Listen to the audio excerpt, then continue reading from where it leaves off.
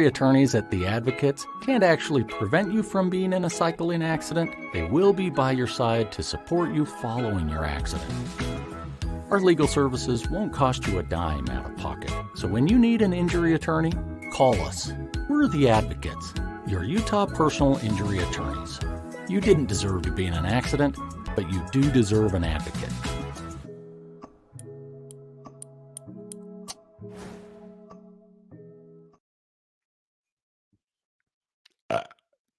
This is the Monty Show, the truth in sports talk streaming.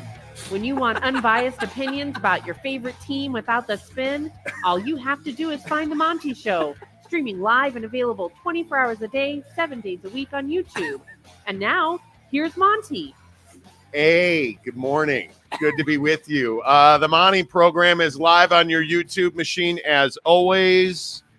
Hope you're doing well. Thanks for being here. We are presented by The Advocates, theadvocates.com, the best injury attorneys in the business. We are helping The Advocates raise money to end child hunger in this country. It is a great effort. Our friends at The Advocates are partnered with the Murray Children's Pantry. You guys, please, anything that you can give, $1, $5, $1 million. Get on Venmo right now. Send The Advocates a donation. Advocates donations.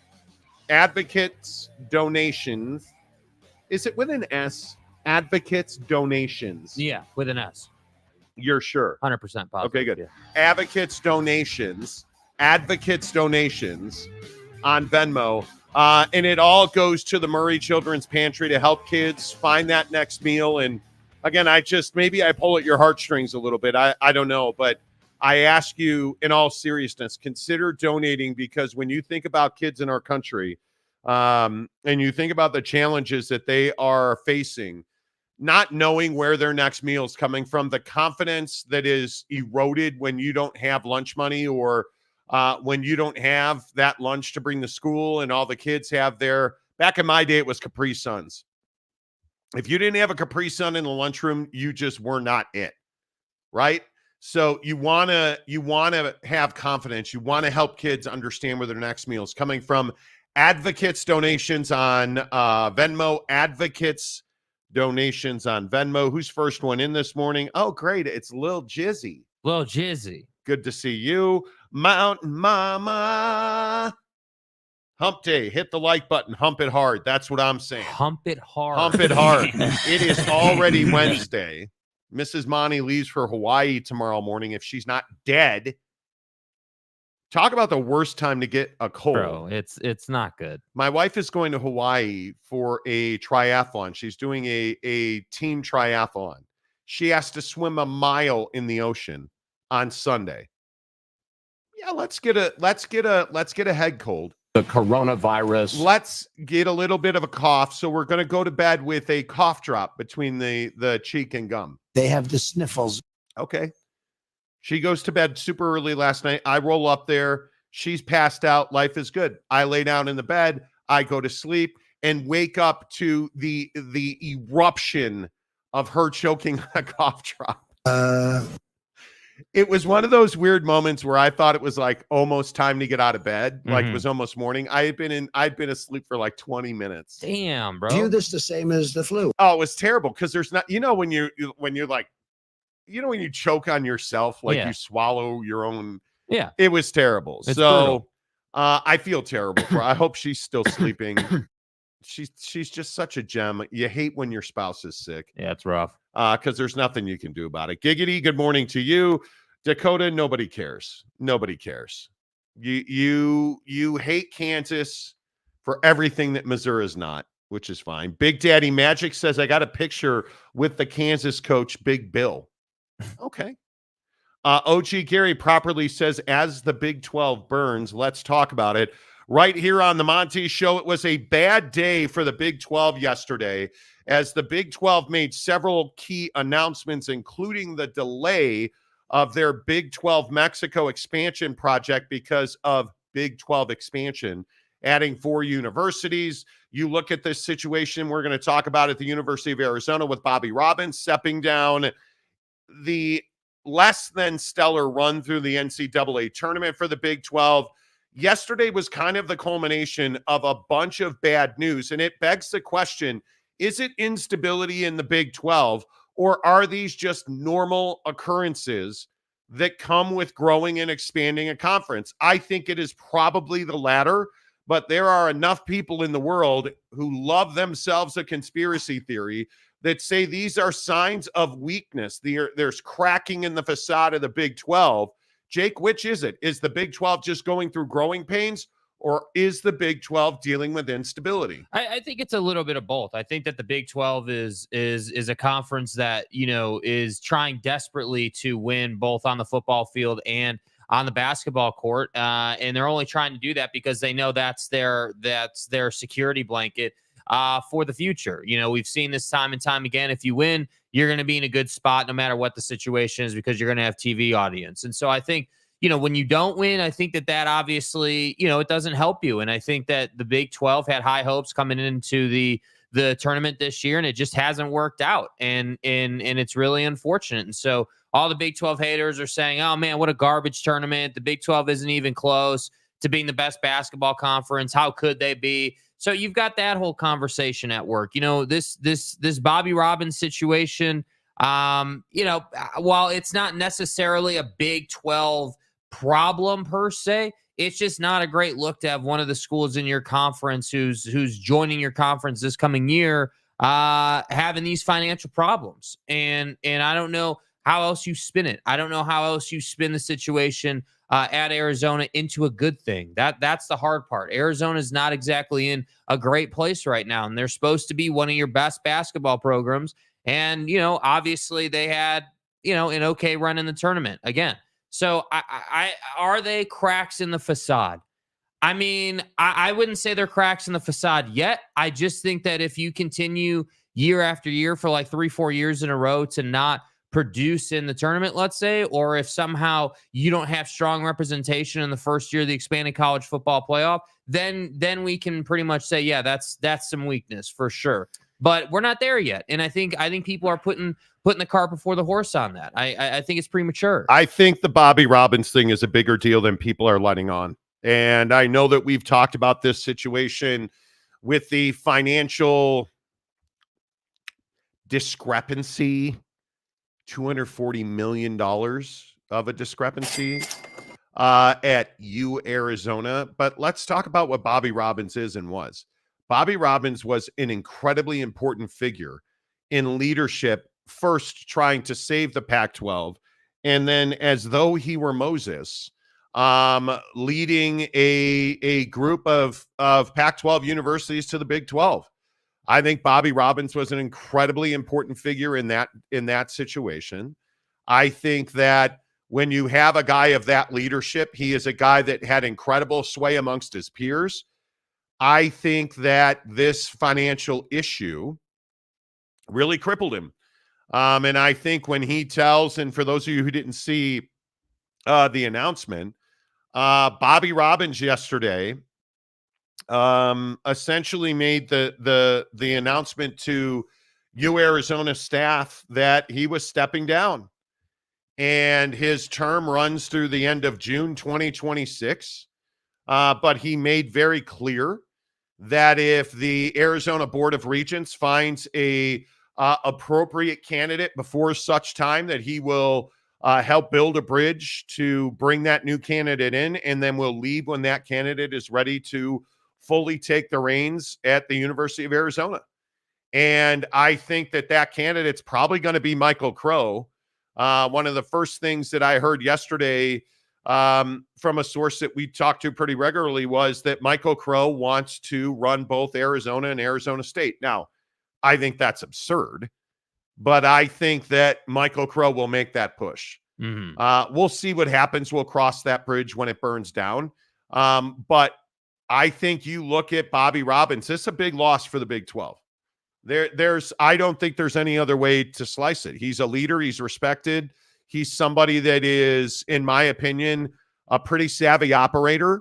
And I think he's somebody that really was passionate and cared and loved the University of Arizona. Yeah, and I think he was one of the only people in the Pac-12 that was willing to talk on a regular basis. He was someone who spoke a lot about the issues at play and didn't really beat Yeah. around the bush, if you will. And I think that's why a lot of people respected him. And look, I think that, at least for me, as a person, like I don't think that Bobby Robbins has taken a hit here on a personal level, but I think that when someone makes that kind of mistake under your watch, like even if you had nothing to do with the mistake outside of the fact that you were the person running the program, you're the fall guy. You're the guy that's got to take that fall and take the accountability so the school can move on. And that's just as simple as it is. And the problem is for the Big 12, you're bringing this school in with the other three,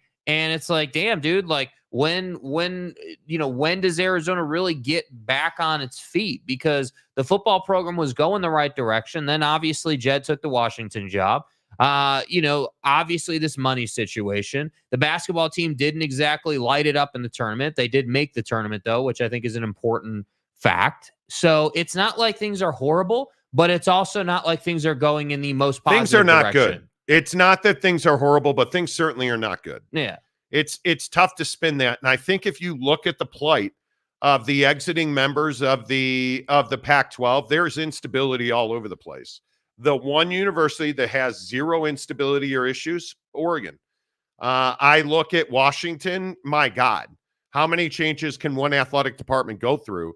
You look at Washington State, Pat Chun took the fucking Washington job. Yeah. Like, that's crazy to me, right? Like, you look at the instability at Oregon State and Washington State. Okay, I can understand that. Massive change at UCLA, massive instability, questions, lack of execution at USC, both in basketball and in football. You look at Washington, as I mentioned, like this has been a very difficult change. You look at what's going on at Arizona, they are far from prosperity in their athletic department. And now you have Bobby Robbins walking away from Arizona, walking away, pushed out, like don't let the door hit you, maybe. Yeah. I don't know that we'll ever know the true reality of it. But you look at the exiting members of the Pac-12, there's a lot of instability in that group. A lot.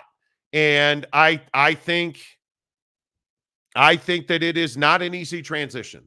And I think that's why you look at the leadership of Taylor Randall and Mark Harlan at Utah, and it is a beam of light, dude. Like that. I know I sit here every day, it feels like, and defend Utah. There's a reason that program is stable, because they have great leadership. And I look at Colorado. I mean, it's just not an easy thing to do, to leave your conference and go to another conference. Ask Stanford and Cal. Yeah. I mean, you want to talk about instability. You jumped out of the frying pan and into the fire of the ACC. It is the Pac-12, and it largely they did it to themselves. But the Pac-12 is in this position where now all of their members are going to have to go and essentially start from scratch. Mm-hmm. Other than, I think, USC and Oregon, because USC, the beat just keeps on going. Well, and I think when you look at USC and Oregon, obviously they've kept their head coaches, they've kept their programs intact for the most part, and I think that's what's important when you're going to a new conference. If you're going to go to a new conference, you have to do it in a way where your head coach of your football program is committed to that program for at least 3 years. And I think that ideally it'd be 5, but at least 3. And I think that's why Colorado's had success. I don't think that anybody was like, oh man, Colorado basketball is going to make this long and prodigious run through the tournament, but they made the tournament. And I think that's what matters. And so yeah, I think that changing conferences isn't easy, but I also think that the Big 12, their biggest problem isn't even the schools coming into their conference. Their biggest problem is the brands that have been in the conference forever, letting them down, seemingly the last 3 to 5 years. And that's got to get fixed, because if you can figure out, again, as we always talk about, the Texas Techs of the world, if those schools become a little more reliable for you and they can figure it out, it makes the new guys struggling a bit a little more palatable. But when you have, the current members, the new members struggling, Big 12 Mexico gets delayed because you added those schools. The tournament didn't really pan out for you. You haven't really made a huge splash in the college football playoff yet. Like, I'm just simply saying that it's not that the Big 12 is burning down. It's just simply that you're not excelling right now. And I think it's an important time to be trying to push forward as much as possible. And I again say, you look at the change in college football, it is destabilizing. You look at the Big 12. The Big 12 was supposedly one of the winners of expansion. And I say, I look at losing Texas and Oklahoma. There's no way that is not destabilizing. Right? I look at, again, I talk about all the exiting members of the Pac-12. Look at San Diego State. San Diego State, I don't know that San Diego State any longer has a football program. I believe they've decided to just burn, Snap Puppy Stadium to the ground. Right. I'm pretty certain. And they're just going to be a basketball school because all they have is stability in basketball, and who the hell knows what's going on in the football program. Right. Even though, J.D. Wicker was said to be the greatest athletic director in the history of the world last year. Just incredible. And, they never got the pro rata they deserved. But my point is, I look at San Diego State. They were probably better off staying in the Mountain West. If we look at all of the minutia of Pac-12 expansion, death, you're gone, out of here. The San Diego State storyline might be that you wound up in the best spot by not leaving at all. Mm-hmm. Because I think it's going to be a very interesting 2-year period here for the Big 12, for the ACC, for the Mountain West. Certainly, we'll see what happens. Well, look at San Diego State's basketball program, right? Like, phenomenal. It's really good, and you're overachieving, and I think that's important for schools like San Diego State. When you're a G5, you need to excel in basketball. You have to have that. There's no ifs, ands, or buts, because that football is not going to be, some huge, money generating proposition. Right. In San Diego State's case, obviously, it's been well documented that they're trying to get more attendance at Snapdragon. They're trying to get, that you got to figure out the football program. Yeah, like you just do. And once you do that, you'll be fine. But yeah, I don't know, man. Brett Yormark has to be very cognizant of where his conference is at right now in the big picture. And that is simply that you just need to keep on improving in athletics. If you can just simply show up in the college football playoff, you're going to be fine. But if you miss the playoff altogether, that's obviously a different conversation. And I think that's what's most important right now. Yeah, we'll see. We shall see. I think it's a very interesting, this Bobby Robbins story. This is not good. It's not good for anybody. And I agree that Bobby should have lost his job over what happened. Mm-hmm. I don't think there's any doubt as much. You can like and respect somebody, but what you cannot do is have financial malfeasance. Right. You cannot have a lack of ethics and oversight to the tune of hundreds of millions of dollars. Right. It just cannot happen. And I don't think we'll ever know what happened. I truly don't think we'll ever know what happened. People have been fired for it. Bobby is probably falling on the sword for it. We will never know exactly where that money went. And maybe it was just, somebody forgot to update the abacus. Sure, certainly that could be it. The abacus is a little tool that you used to use. Oh, okay. Okay. And stuff. You millennials, you don't get it. Anyway, my point is, Bobby Robbins not being in the big chair at Arizona is a loss for the Big 12. There's no way to spin that. 100%. There's no way to spin that. And I think, business wise, like Bobby's always been somebody that leaders of conferences consult with. And I think that, that's where you lose a lot of value if you're Brett, I can tell you, as somebody that was embroiled in the Pac-12 drama, and we talked to so many of his peers during that process, him and Taylor Randall at Utah were two of the most influential voices. And you'll remember the timing of the Pac-12 disintegration. Like, hey, we're here. We loved it, but we'd love to. Well, okay, we're going to the Big 12. Like that tipping point. Bobby Robbins and Taylor Randall were the two loudest voices and the most influential characters by most assessments in that situation. And the leadership that Bobby Robbins showed and the lack of leadership that Michael Crow, the president of Arizona, displayed in that last, the night before meeting, that's why Bobby Robbins is so well respected. Yeah. I mean, he's a loss, man. There's no way to spin that. I mean, he didn't lose and you didn't lose the way that I lost on Prize Picks last night, but it's a loss for the Big 12. I don't know how to move on other than to say, fuck the Chicago White Sox. Sons of biscuits. Thank you for cursing more. I know that we got some feedback about, needing to curse more on the show. So just wanted to fulfill that today. Last night on Prize Picks, speaking of cursing,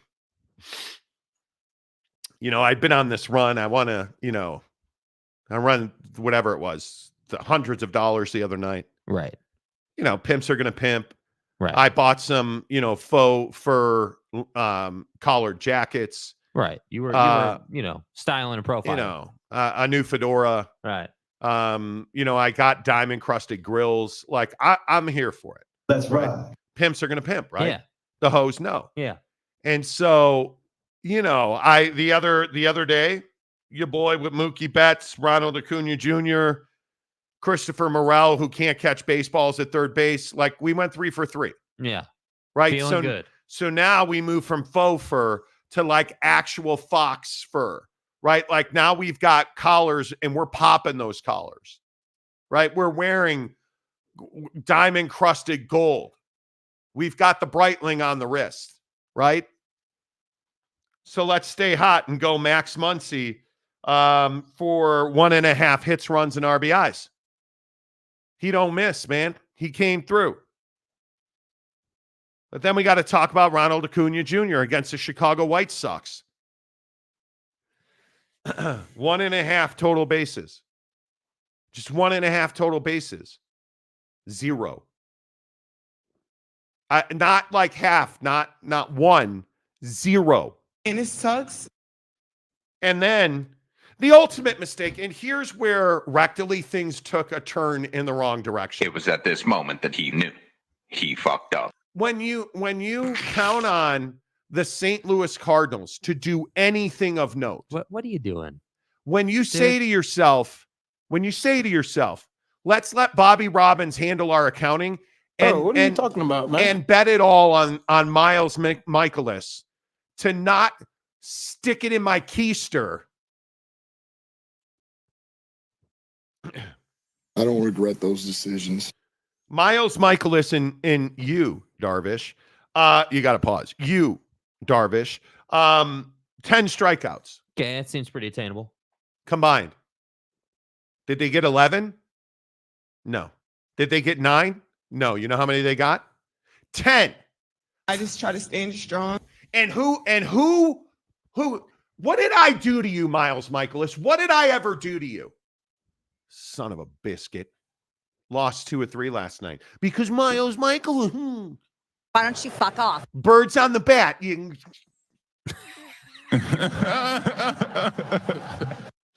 It's not right.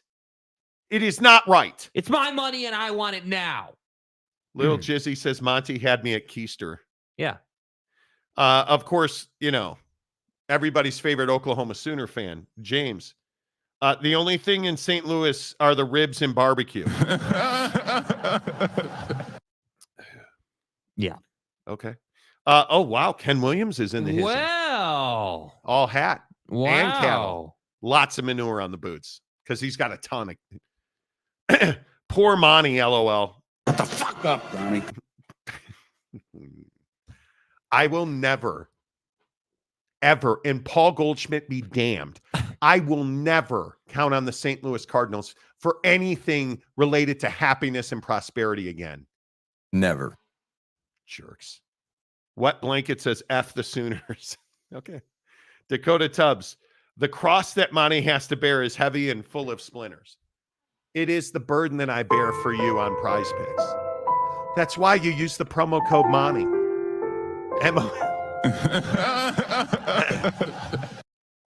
Use the promo code Monty at prizepicks.com.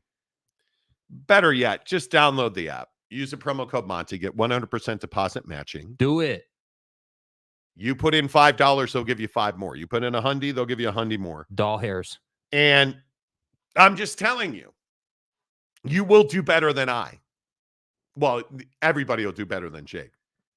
How'd you do on Prize Picks last night? Well, it didn't quite work out for me. Go ahead, say it. I lost.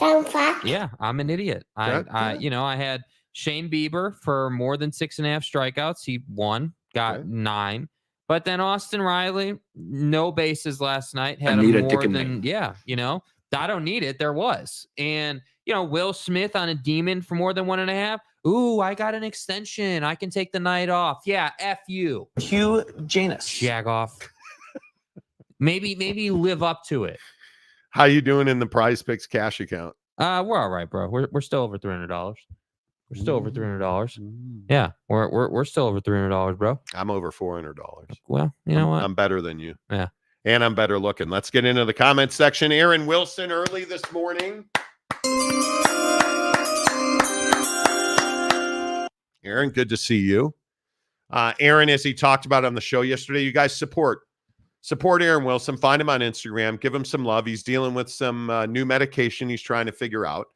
And Aaron, you fight hard. You stay strong, my guy.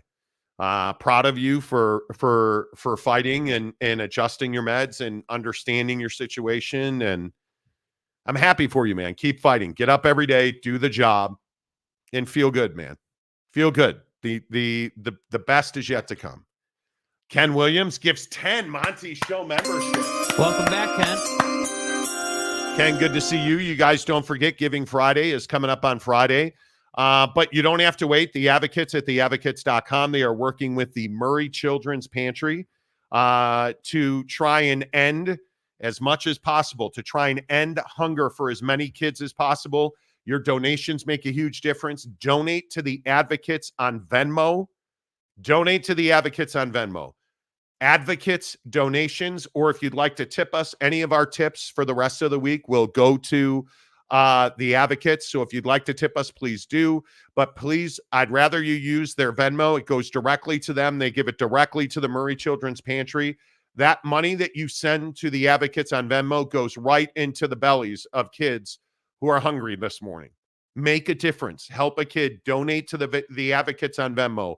Advocates donations. Ken, appreciate the 10 Monty Show memberships. Thank you. Let's see who's in. Aaron says hello. Ken Williams, in the NFL draft, I'd never draft him. He's a bust. You watch. Okay. Ken Williams, USC had a crybaby at quarterback. They needed a change for real leadership. And the Pac-12 had horrible management. Interesting. Did anybody see Field Yates' latest mock draft at ESPN.com? He has the Chicago Bears taking Caleb Williams. Who knew? Free Harbaugh, not second. That'd be Jaden Daniels to the Washington Commanders. Drake May to the New England Patriots. Marvin Harrison to the Cardinals. And then the Minnesota Vikings trade up to 5 with the LA Chargers to take Free Harbaugh. Interesting. The Vikings trade with Jim Harbaugh so that they can select Free Harbaugh. Yeah. Okay. I mean, it makes sense for them. I get it. I'd also point out that at 9, where's UW fan Jim? The Chicago Bears. Hey, the president of the Roma Dunze Club. Are projected to take Washington wide receiver who does not run fast. Yeah. Combine numbers tell you that. Rome Odunze at number 9. Do you even watch Washington football? Come on. Will I ever hear the end of that? We'll see. James says San Diego State needs to market to the angry Charger fans and say, hey, You can watch football at Snapdragon for cheaper than driving to LA to see the Chargers. Exactly right. Exactly right. Thank you, James. Jay McClanahan says, I love the music. Thank you. There is UW fan Jim. In my opinion, the tipping point was when USC and UCLA left. After that, there was never going to be a TV deal that worked. I totally agree. Yeah. I think that was a crippling move. And USC knew what they were doing when they left. Okay. James, when I lived in Kansas City, I went to a Mizzou basketball game. It's a great arena. Great concession, brisket, nachos. I'd take Mizzou back in a heartbeat. They'd take you back, James. Are we going to be Mizzou fan James now? If Ollie Gordon jumps in the portal and goes to Mizzou, will you be a Mizzou fan? I think he probably will. Mountain Mama says Catholic, Mormon, morning, Monty, pimpin'. Exactly right. Okay. Exactly right. Dakota, sounds like the Big 12 could use some of that flagship state university money right about now, Jeff Sharp. Could be. Could be. All right. Do you think I don't think the Big 12's unstable. No, I don't think they're unstable. I don't think they're in danger, but I do think that, you know, you need to have a good football season here. And I'm not even saying you got to win a national championship. All I'm saying is that it'd be nice to see, 2-3 Big 12 teams in the college football playoff, like, with regularity. Obviously you have the AQ situation, but I'm just simply saying it would be nice if it wasn't Utah and everybody else. It'd be nice if it was like, all right, cool. We got Utah, we got Tech, we've got TCU, we've got, Kansas on the one-off year. Like, it'd be nice if you had some diversity there. Yeah, I don't disagree. Jeff Woodworth, a member for 8 months. Well, Jeff, let me pull it out for you. Good to see you, Jeffy. Appreciate you. Monty got lit up. Now I'll don a sachet out here. Well, I don't know that I'm going to be cross-dressing. Being a Can wearing. I ask a question? Yeah. Who's Donna? You really don't know who that is? No. It's like I believe the Donna Sachet you're talking about is a famous drag queen cross-dressing dude. Okay. Yeah. All right. Cool. Okay. Cool. The pie is the best pizza in the valley, and it's not. No, it's not. It's not. Who's got the best pizza in the valley? Whoever makes the cauliflower crust pizza that Costco sells, because that stuff is gas. I miss Oregano's pizza. Yeah. When we were in Phoenix for 35 seconds a couple of weeks ago, I had a thin crust mushroom and onion. My God. Man. Stay home. Yeah. Dude. Yes. Giggity, good morning. Come on, Ken. You just hate Caleb because he paints his nails and has pink phone cases. It's amazing to me how many slurs have been leveled against Caleb Williams. Who cares if he paints his nails? Do we really care? Do we really care? Do you think he's less of a quarterback because he has a pink phone case? This storyline, and much to Giggity's point, this storyline is so ridiculous to me that we have an issue with Caleb Williams because he paints his nails and uses a pink phone case. I don't understand that. Yeah, I mean, I think it's clearly stereotypes. It's clearly like Caitlin Clark being a lesbian. She's not. She has a boyfriend. The comment section yesterday on YouTube, I have never seen more filtered comments than I saw yesterday on this show. Yeah. It was outlandish how many people came in to defend. And Angel Reese, I am not a fan of Angel Reese. Right. But there is no reason to I just don't understand why people have why do you go to the easy button and slur people because he likes to paint his nails, or you think because she's a female basketball player that she's gay? She just must be. I don't understand that. Yeah. I don't understand it. Steve Stepanek, good morning. Hope you are doing well. UW fan Jim, Bears fan Jim, go Dogs. Rome is the way. Rome is the way. Sean Mierzinski, giggity 100%. Good to see you, Sean. Daniel Dixon, good morning, everyone. This is way too early. Not a morning person. Lucky I am up before 10. And this could be get off my lawn, Monty. Yeah, Monty. Even on the weekends, I cannot sleep past 6. Stay hard. I'm up. And usually I without a problem. This morning was a little rough because, again, Mrs. Monty's under the weather, tough night of sleep. On most days, I don't have any trouble. My alarm goes off at 4. Usually I look to see if there were any slender men walking around on my cameras.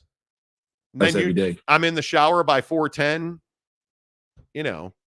I am usually putting on my shoes at 4:49 every single day. And it's not very difficult. So I don't know. I can't, my body hurts if I lay in bed for 7-8 hours. Yeah, I can't do sleep till 10 every day.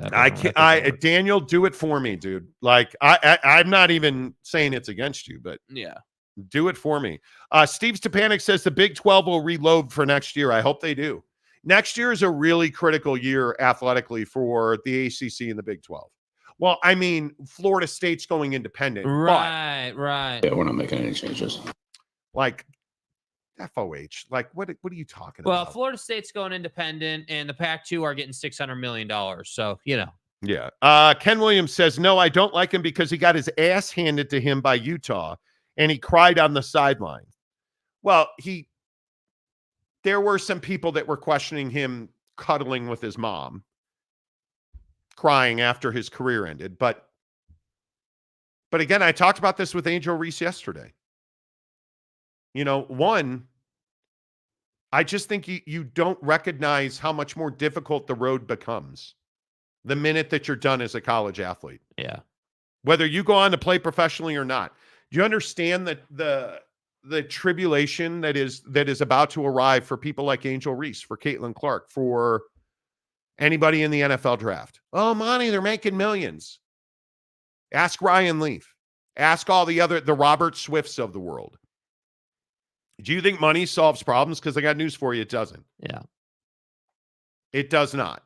And I think it is incredibly difficult when you're Caleb Williams and you've been the best college football player in the country for probably 3 years. Right.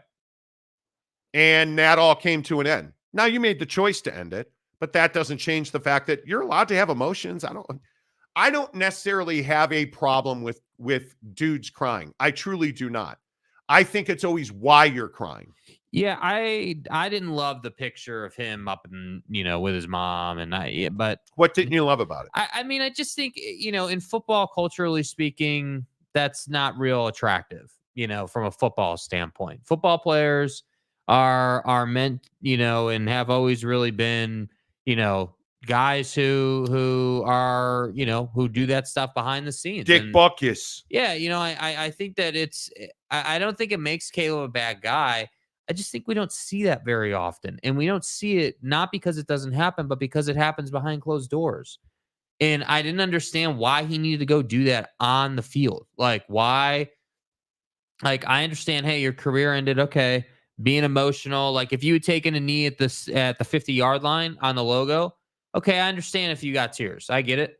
But I just think that imagery of him in his mom's arms crying is rough. And that was on top of last year, the helmet picture where he's clearly crying, walking off the field after losing to Utah. So I just, I'm not saying the kid is soft. What I'm saying is that he thinks he's the best player out there, and he probably is.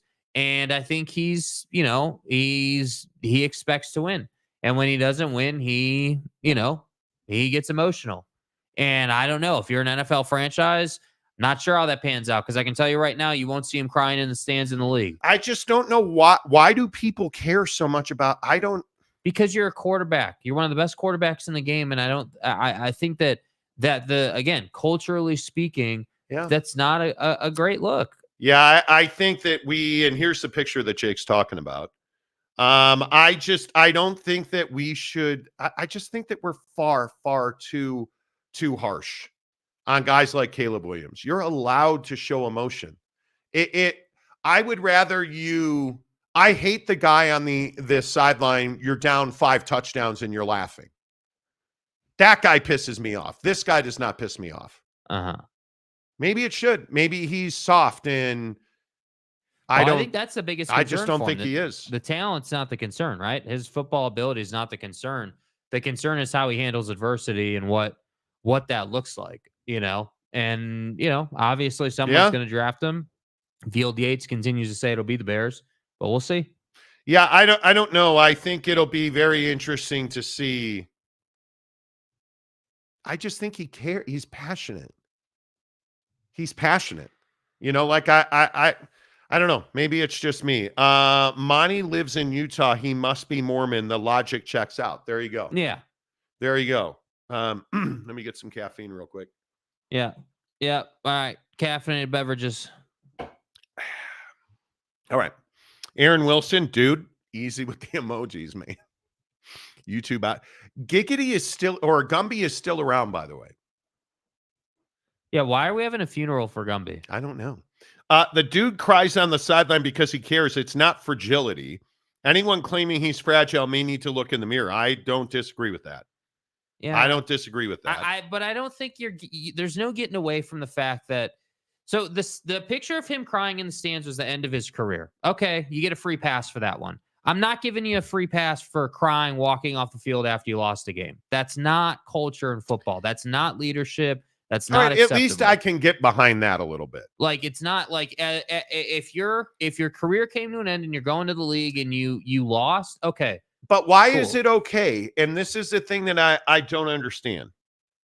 Why is it okay for Angel Reese to sit up on a dais and cry and complain and like whine and moan that she's sexualized and she got death threats and stay off social media then? Yeah. I've said 1,000 times. Mm-hmm. I don't think athletes should be on social media in the season. Don't read I do not read my mentions. I do not read, with all due respect. I appreciate everybody who tweets with me. You want to talk to me, you had better get in the Monty Show members only group on Instagram, because other than that, I don't read my DMs. I do not reply to @mentions on Twitter because there's no joy there. Yeah. Right. I understand that women in sports in particular have I think a more difficult road than men do. But if we're asking for equality, why is it okay for Angel Reese to sit up there and cry?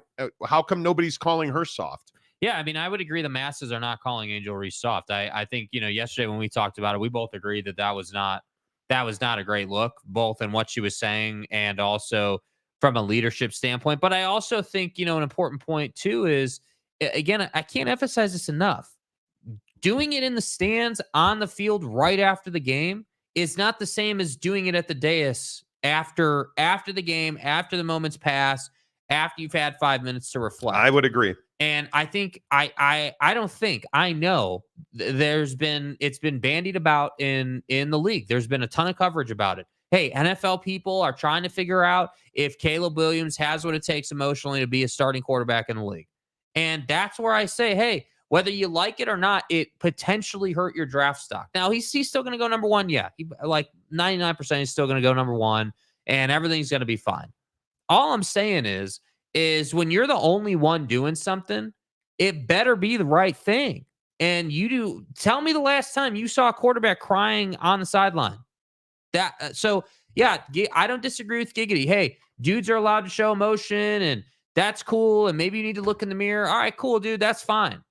But you can't have it both ways. You can't be a leader of men and a leader of a football team and show that type of emotion in the moment. Show it in private, behind closed doors. Don't let the world see it.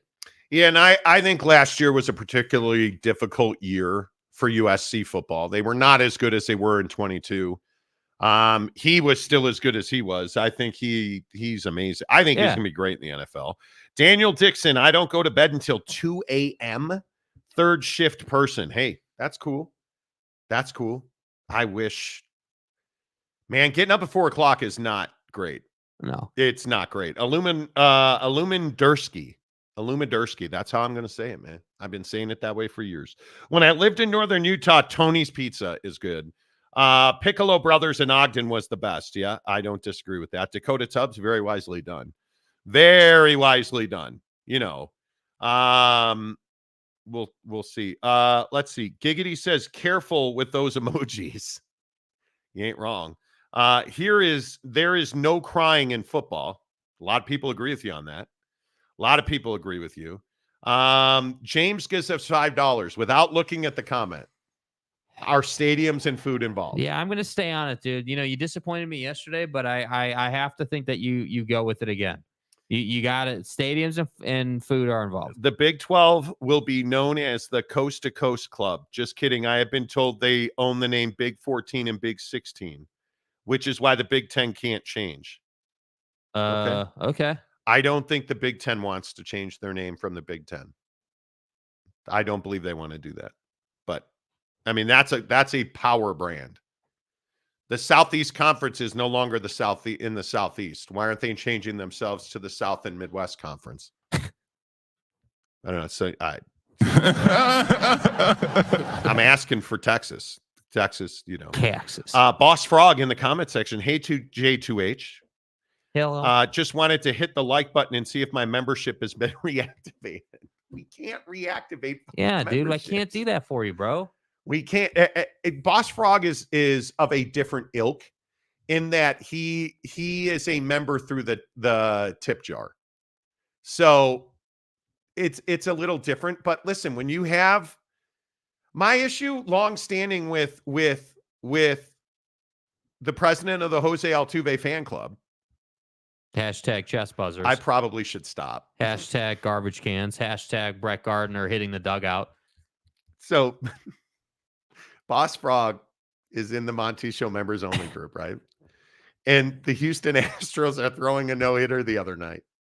And everybody in the Monty Show group is like, oh, good luck on that no-hitter. Hope the no-hitter happens. Hey, let's see if they can get the no-hitter. And Boss is losing his mind. So, of course, I throw in the Jose Altuve chest buzzer picture, Brett Gardner then hitting the roof of the dugout, to which Boss Frog is like, hey, man, here are the wheels on my Porsche.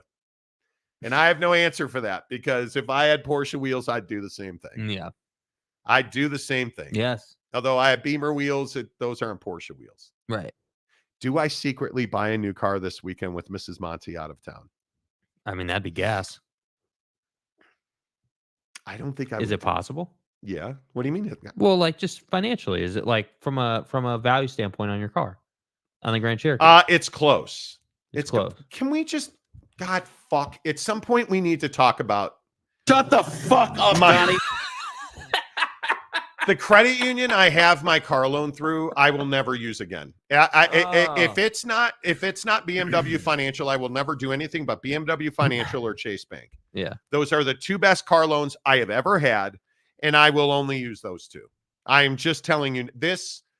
The idea I can't make a principal payment is ridiculous.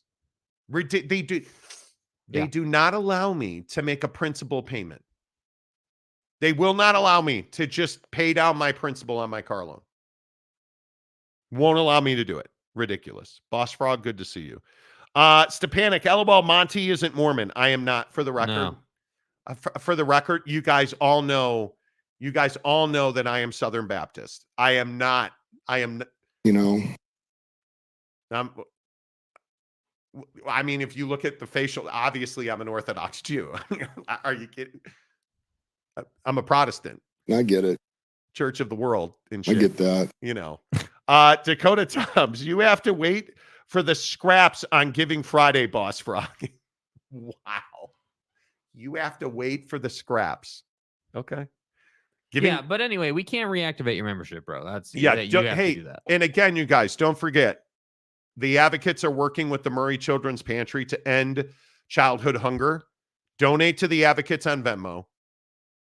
Advocates donations. You can put Monty Children's Hunger, Monty for the kids, whatever it is you want to put.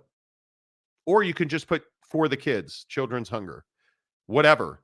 It's a huge cause. It's something that I am very passionate about. Please, if you have $1, $5, $1 million, donate to advocates donations to stop children's hunger in our country. We will do a lot of that this Friday. Giggity. I know all I need to know about you, Ken. Oh boy. What are we doing here? Oh boy. What do we got going on here? Oh my. Yeah, what do we got going on? Giggity. What happened, dude? Sean Mirzinski. Caleb puts his heart and soul out there and his team just couldn't get it done.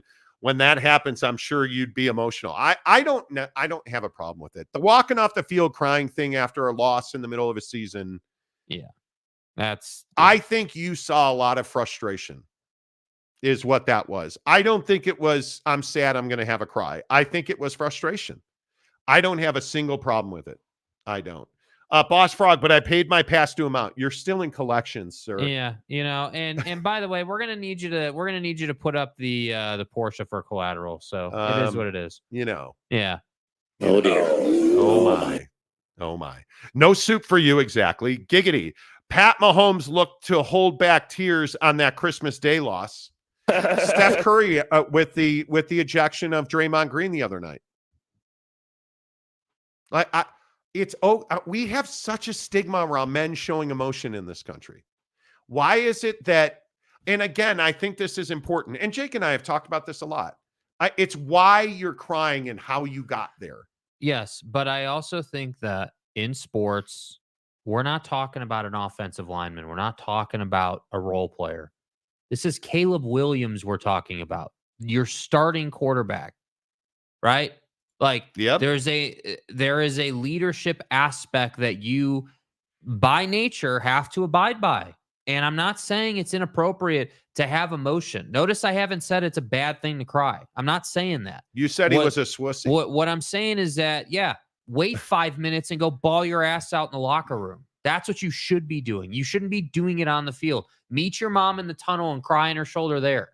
I just feel like the guy doesn't have the ability to see the bigger picture right now, which is, hey, dude, we just lost. It's my job as a quarterback to lead this team in good moments and bad moments. Yeah. And did Steph get emotional? Yeah, he did for about 2 minutes. And then that was it. He wasn't in the stands. He wasn't crying after the game. You know why Steph was upset? Because Draymond Green just did this whole thing where he sought counseling and he was supposed to be better. And then not 10 games later, what are we doing? We're getting ejected again. He was frustrated. Okay, cool, man. Great. Awesome. And as far as Patty Mahomes is concerned, nobody talked about that because, like you said, he held it back. Yeah. Giggity didn't hold back. He gave him 10 Monty Show memberships. What is this, Giving Wednesday all of a sudden? Appreciate you guys. Way to go. Thank you to everybody that supports the show. Illumindursky says Buffalo, New York has the best tasting. Stop. That's like saying you got the best quarterback in the league when we all know you don't. Stop. Be better. Come on. Let's not let's not get crazy this morning. Yeah. The comment section tends to go wild. And now we've got Illumindursky talking about Buffalo, New York pizza. Dude, why do you say such inflammatory thing? I think this is one of those comments that's meant to injure and do damage to one's psyche. When y'all you talk reading about all this cap ass shit. Patrick Kane having the best pizza. Are you kidding me right now? No. Why do we all know it's Chicago thin crust. Oh, deep dish thin crust. Thin crust. Get on board with the truth. Damn it. Boss Frog was tossing the football with Ollie in the front yard a few weeks ago, James. Balla. I just gave them $500, guys. Oh, did you really? Thank you, man. I appreciate that. Thank you so much. That's incredible. The childhood hunger thing, you guys, I really am. I think if you've watched this show for any amount of time, that I really care about the plight of kids, especially when we are talking about adolescent youngsters, when we're talking about kids that when you lose that innocence, when you get to 4th, 5th, 6th, 7th grade, and you're not wearing the trendy clothes. You don't have Jordans. When you can't afford your baseball fees. When your parents are divorced and you're in a split home and your mom's working 2 jobs. And so your access to things like pornography, weed, alcohol is significantly higher. I care about that. And when we talk about kids who are going home and they don't know if they're going to have dinner, and we're worried about, hey, what cut of meat are we going to get at the steakhouse tonight? Because that's the best analogy I've ever heard. Mm-hmm. You're worried about what cut of meat you're getting. There are kids in this country who are worried about if they're going to get food at all. When kids are going home and they are getting quite literally bread for dinner, that hurts my heart, because it's why I give so much. It's why I try to volunteer. My wife is a rock star. She volunteered at the Utah Food Bank last week. Mm-hmm. It's just something that we, as the 1% in this world, and I don't hide from that. I tell you every single chance I get on this show, stop shaming the rich.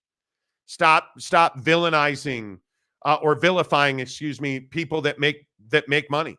That's what this country should be about. But when you make money, I think you have a responsibility to do more for others. And I think we have to do more for others. I truly do. And my wife hates that I buy Girl Scout cookies. So I the other day when I went to the store, there was standing in front of this Harmon's grocery store in Daybreak, South Jordan, Utah last night. I went to the grocery store. There was a table set up with Girl Scouts. Did I buy cookies? I didn't. Did I give them the $20 I had in my pocket? I did.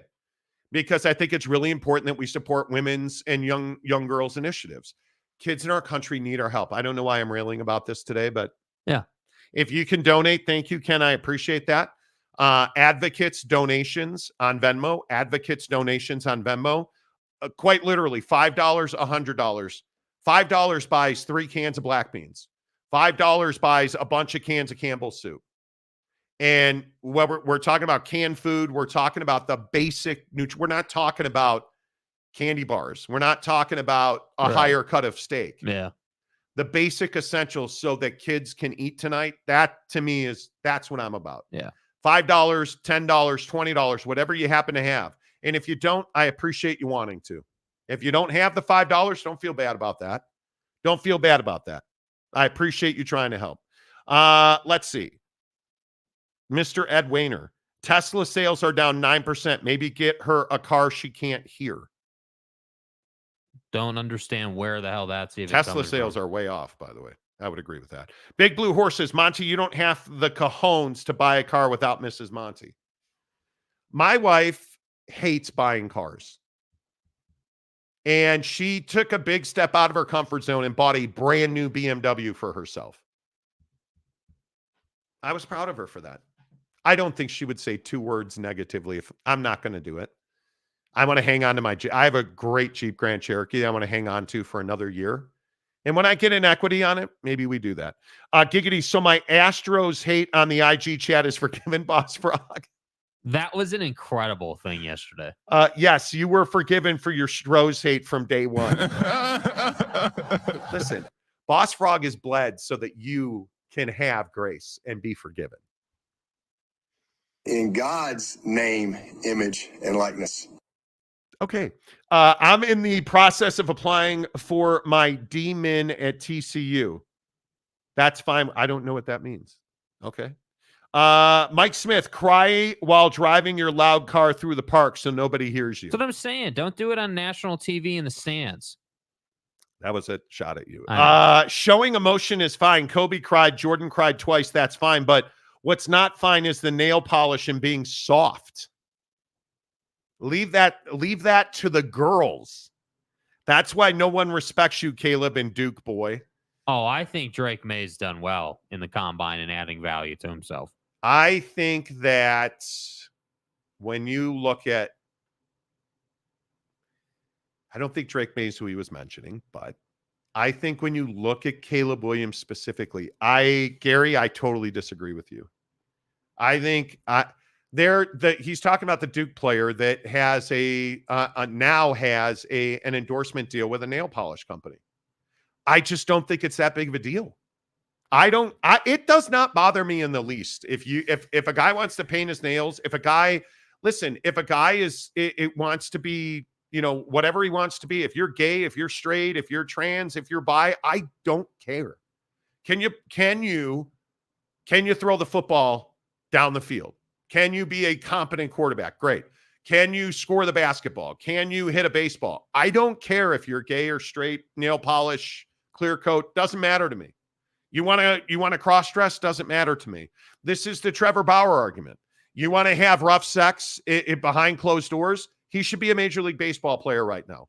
We're shaming Trevor Bauer for what he did in the bedroom and then getting set up and framed allegedly by this woman. I just don't care what you do in your private life as long as you're not a criminal. Like, who are you, Rashee Rice? Like, I'm, and I can't remember who it was that called me out yesterday real quick on Rashee Rice. He owned the Corvette, Monty. Yeah, as I said yesterday on the show, he owned the Corvette and he leased the Lamborghini, and he was not, allegedly, he was not the driver of the Lamborghini. Jake, what's the problem with him not being the driver of the Lamborghini? Yeah, only problem with that is your lease agreement says you're the only one allowed to drive that car. Lamborghini Urus. So let me get this right. You're on tape. Your Lambo's on tape being crashed, and you are the only one who's allowed to drive that car. So whether you did or you didn't, you did. Yeah. That's the problem for you right now. I would agree with that. 100%. RJC Loaner Phone gives $10 gift food. I appreciate that. Thank you very much. James says, I was responding to Boss Frog. OG isn't allowed to go anywhere except TCU. My wife went to school there, and I hope to get my doctorate there. Wait, I thought your wife went to Baylor. So let me get this right. Who are you, Gary? And you're a fan of every school? Yeah. So you're an Okie Light fan, married to a TCU grad who's a Baylor fan? How does that work? What was your degree in? Like, because that doesn't add up, bro. James, you need therapy. Yeah, bro. Like how does that happen? This is wild. This is wild. Arlington Bears. Hello. Wow. Good to see you, Chris Karn. Dude. How about those South parking lots at Soldier Field? Dennis Rodman was a freak, and the Bulls fans loved him. Winning fixes all. Oh, my God. Is that the absolute truth? But what's Dennis Rodman wore wedding dresses. He did. Painted his nails. But why wore does makeup. Nobody care. Oh, that's right, because you won. That's right, Chris What Karn. has Caleb Williams never done? Won. The Heisman Trophy. No, like individual awards, you're not wrong. You're not wrong. I mean, I think that's the hard part with Caleb Williams. That's precisely what I'm saying about the NFL conversation. Is that cool, dude? And it's kind of what you were saying, right? Like, hey, cool, you can do all that stuff, but do you win? Are you a good leader? Are you a good human inside the facility? Because how many times over the course of the NFL we saw talented guy after talented guy just be an absolute jag in the building, and Aaron Rodgers. Yes. Everybody hates Aaron Rodgers, but he's one of the best quarterbacks in the league. I'm not saying that's going to be the case for Caleb Williams, but all I am saying is that through this draft process, he's had to work his ass off in the interviews. He's had to put to bed the narrative that, hey, you are soft and you do this weird stuff and you never quite made it in the college football playoff at SC, in Oklahoma. Like, it just is. I don't know, man. I get it. I get it. It's uncouth to be like, yeah, dude, he paints his nails and he's got a pink phone case and he wears lip gloss.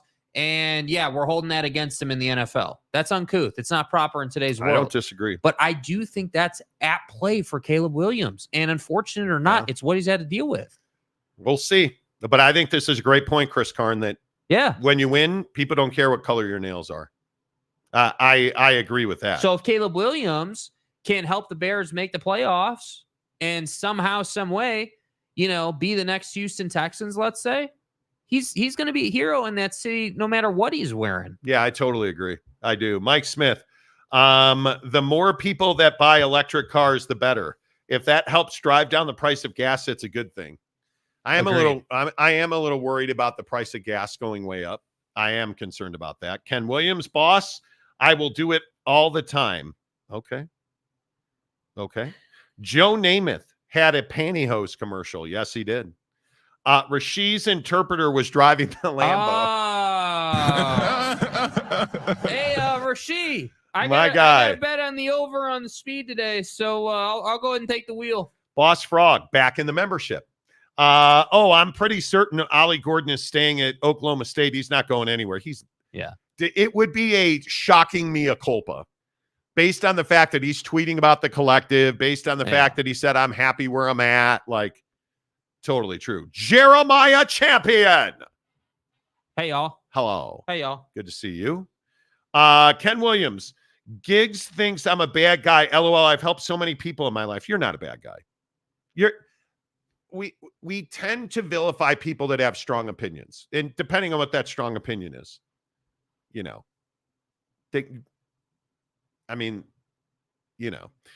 James, we are a Big 12 house. Root for the Big 12 house. Root for Big 12 house. Okie State, TCU, and Baylor. There's no such thing. Dude, you can't, James, bro, you can't have an Okie State fan and a Baylor fan under the same roof and be like, oh, yeah, it's fine, man. This is like OG Gary being a Michigan and an Ohio State fan. Yeah, how does that work, dude? Right? He's also a USC UCLA fan. Yeah. I'd remind you. And he dropped his Arizona fandom after the Bobby Robbins thing, but he was an Arizona fan at one point. At one point, that's correct. That's true. And I mean, well, through the tournament, he's been a UConn fan. Well, and now he's a BYU fan. Yeah. So, Yeah. Big Blue Horses. Tax day is approaching. For the love of God, please, I'm begging you, don't play games on the forms. Don't get creative. Just file and pay on time. Okay, did you get piped by the IRS? State workers who process the forms appreciate it. I paid my taxes last night. I owed the state of Utah $65.07. They make it so incredibly difficult to use their online credit card payment system. Because, I'm getting my miles out of that shit. You better believe it. Let's see. Good deal, Ken. Hopefully others donate and use the tip. Every little bit helps. It does. Well, I mean, every bit of the tip.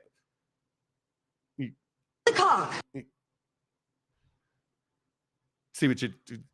The tip. It's just the tip, right? Macaque. I saw that video of the girl on Instagram yesterday who has the measuring tape talking about a 12-inch flagpole. Right. The cock. Talking about how 12 inches of Macaque is just too much. Macaque. And it's unhealthy. And it's a waste of time. Right. And those are flagpoles. RJ Seaman, the loner phone king. Caleb is a distraction, hurts the mission of the team. No, he's not. OG Gary, James is Mr. 12. He is. I agree. Ken Williams says, boss, I agree. Giggity says, Ken, I've never said or thought you're a bad guy. A guy with bad takes? Well, that's a different story. Hello, Aaron Wilson. UW fan Jim. Caleb carried USC on his back. 2022, he was, I think, on the field, he was actually better in 2023. Statistically, 2022 is one of the best years in the history of USC quarterbacks. Yeah, I think the problem for Caleb was he got in a little bit of a habit of rolling left and throwing interceptions. That Notre Dame game, those 3 picks. Favors. He threw 5 picks total, and 3 of them were at Notre Dame. Yeah. Which USC is not a good thing. Football is the ultimate team sport. He was not the problem. He certainly was not the problem at USC. Yeah. But you're the quarterback, so you're going to get it. James says, thank you, Gary. No, thank you, James. Robert Fowler, hello. 12.3 million viewers for Iowa LSU game. Wow. Well, here's an interesting discussion, and I'm curious what you guys think. Was it Caitlin Clark or was it Iowa LSU? Was it Angel Reese? Or was it Iowa LSU? Yeah, I think this is very clear. This has nothing to do with the brands. This is the players. This is not Angel Reese. It's Caitlin Clark. And I saw all the comments about Angel Reese and all her defenders yesterday. I think that Angel Reese is the villain in this situation. She's the villain. Yeah. There's no other way to go about it.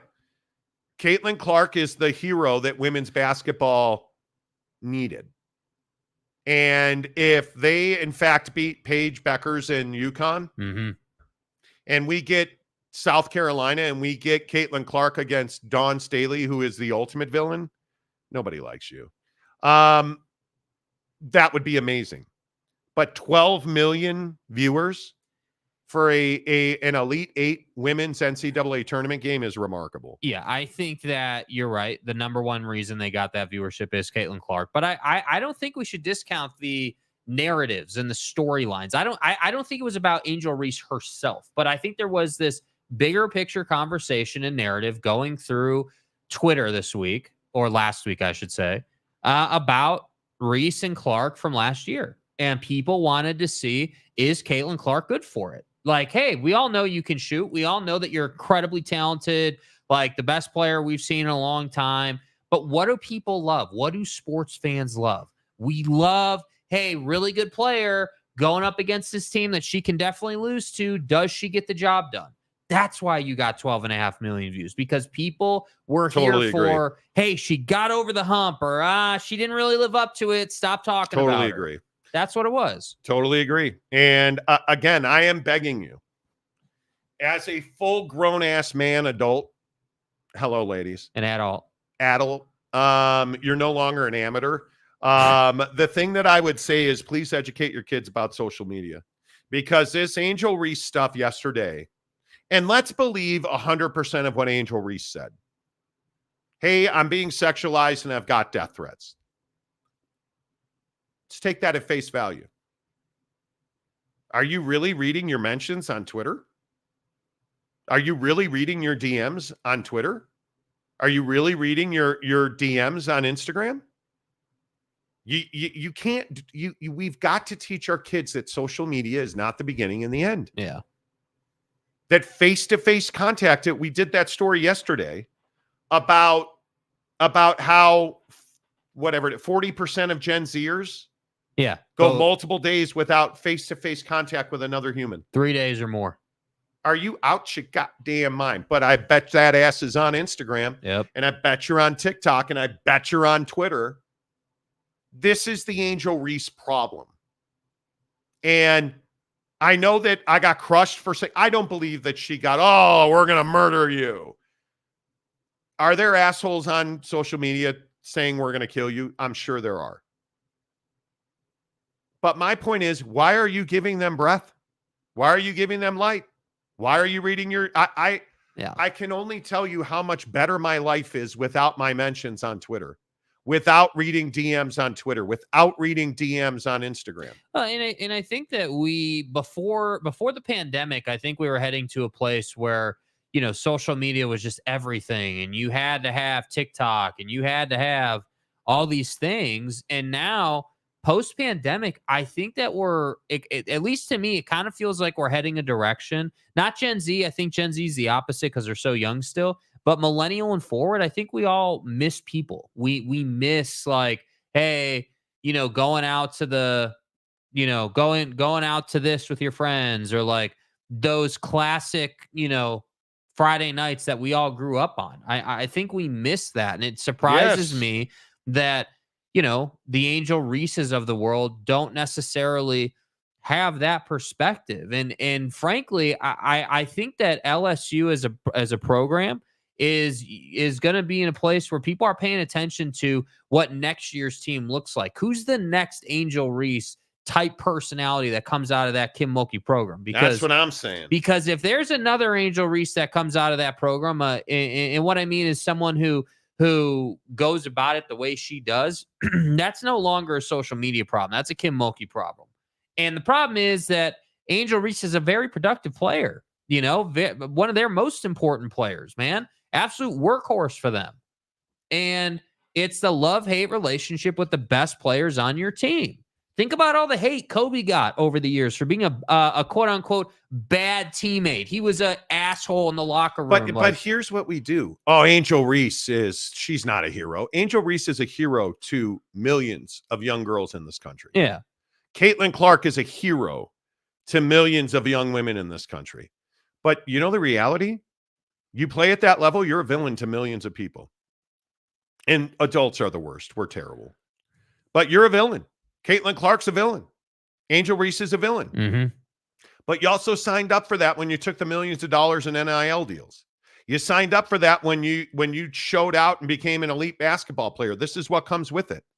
It's what guys like Kobe, Jordan, LeBron, Larry, Magic all dealt with. You deal with this. Can you imagine Magic Johnson announcing he has HIV in the era of social media? My God. Are you serious? That's what you signed up for. It's sitting up at a press conference on a dais crying about sexualization and death threats tells me that you have not been trained. You've not been educated. Nobody has shown you how to navigate the waters that you're currently swimming in. Yeah. That's what this is. This is a failing of LSU and Kim Mulkey. This is a failing to help somebody like Angel Reese get beyond that. The fact that people think that Caitlin Clark is a lesbian, that's who we are as a country now. That's what we do. Right. Every woman that plays basketball is a lesbian. That's what we do. Did I mention she has a boyfriend? Oh, it doesn't matter. She's a lesbian. That's what we do. Oh, he's black. He's a criminal. Oh, he's white. He's not. That's what we do. We stereotype people in this country. Yeah. We talked about the other day, like, that if you're the parent of a brown-skinned child in this country, teach them to put their hands on the wheel when they get pulled over. Because that's what we do in this country. Angel Reese is no different. We have social issues in this country because we do not communicate anymore. We don't hear opposing viewpoints. Who are you, Dakota Tubbs, listening to Vladimir Putin? That's what we do in this country. Wow, bro. Do you see how I worked that back around? Hey, Dakota, anything to say for yourself, bro? In a full circle. Yeah. Let's see. Mike Smith. Younger people lives are impacted and tied more to social media than us older farts. And it's terrible. Yeah. It is a plague. It is. It is a plague. Your kid has to have a smartphone. There's no question about that.